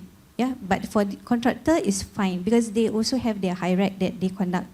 So we consider it as a DRA3 as well. So for us, I would like to request for all of you cooperation. If you work with us, be open about it. And if you think you are impacted by on cost, on manpower, on expertise and all that, please discuss with us because we are very open. Yeah, because if I've already explained, we have came up with all the structures that is needed for the CDM. So we look forward for you to cooperate with us. In fact, some of our companies, the other GLC companies, they are also wanting to address your issues on liabilities. We understand that is a main issue. With that, thank you. Thank you, Puan. I'd like to, before we wrap up, I'd like to just, we've heard a lot of concerns today, this afternoon.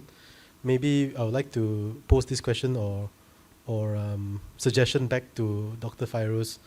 I think there's still some work to be done in terms of engagement. This is Kuala Lumpur. There's other states to engage as well.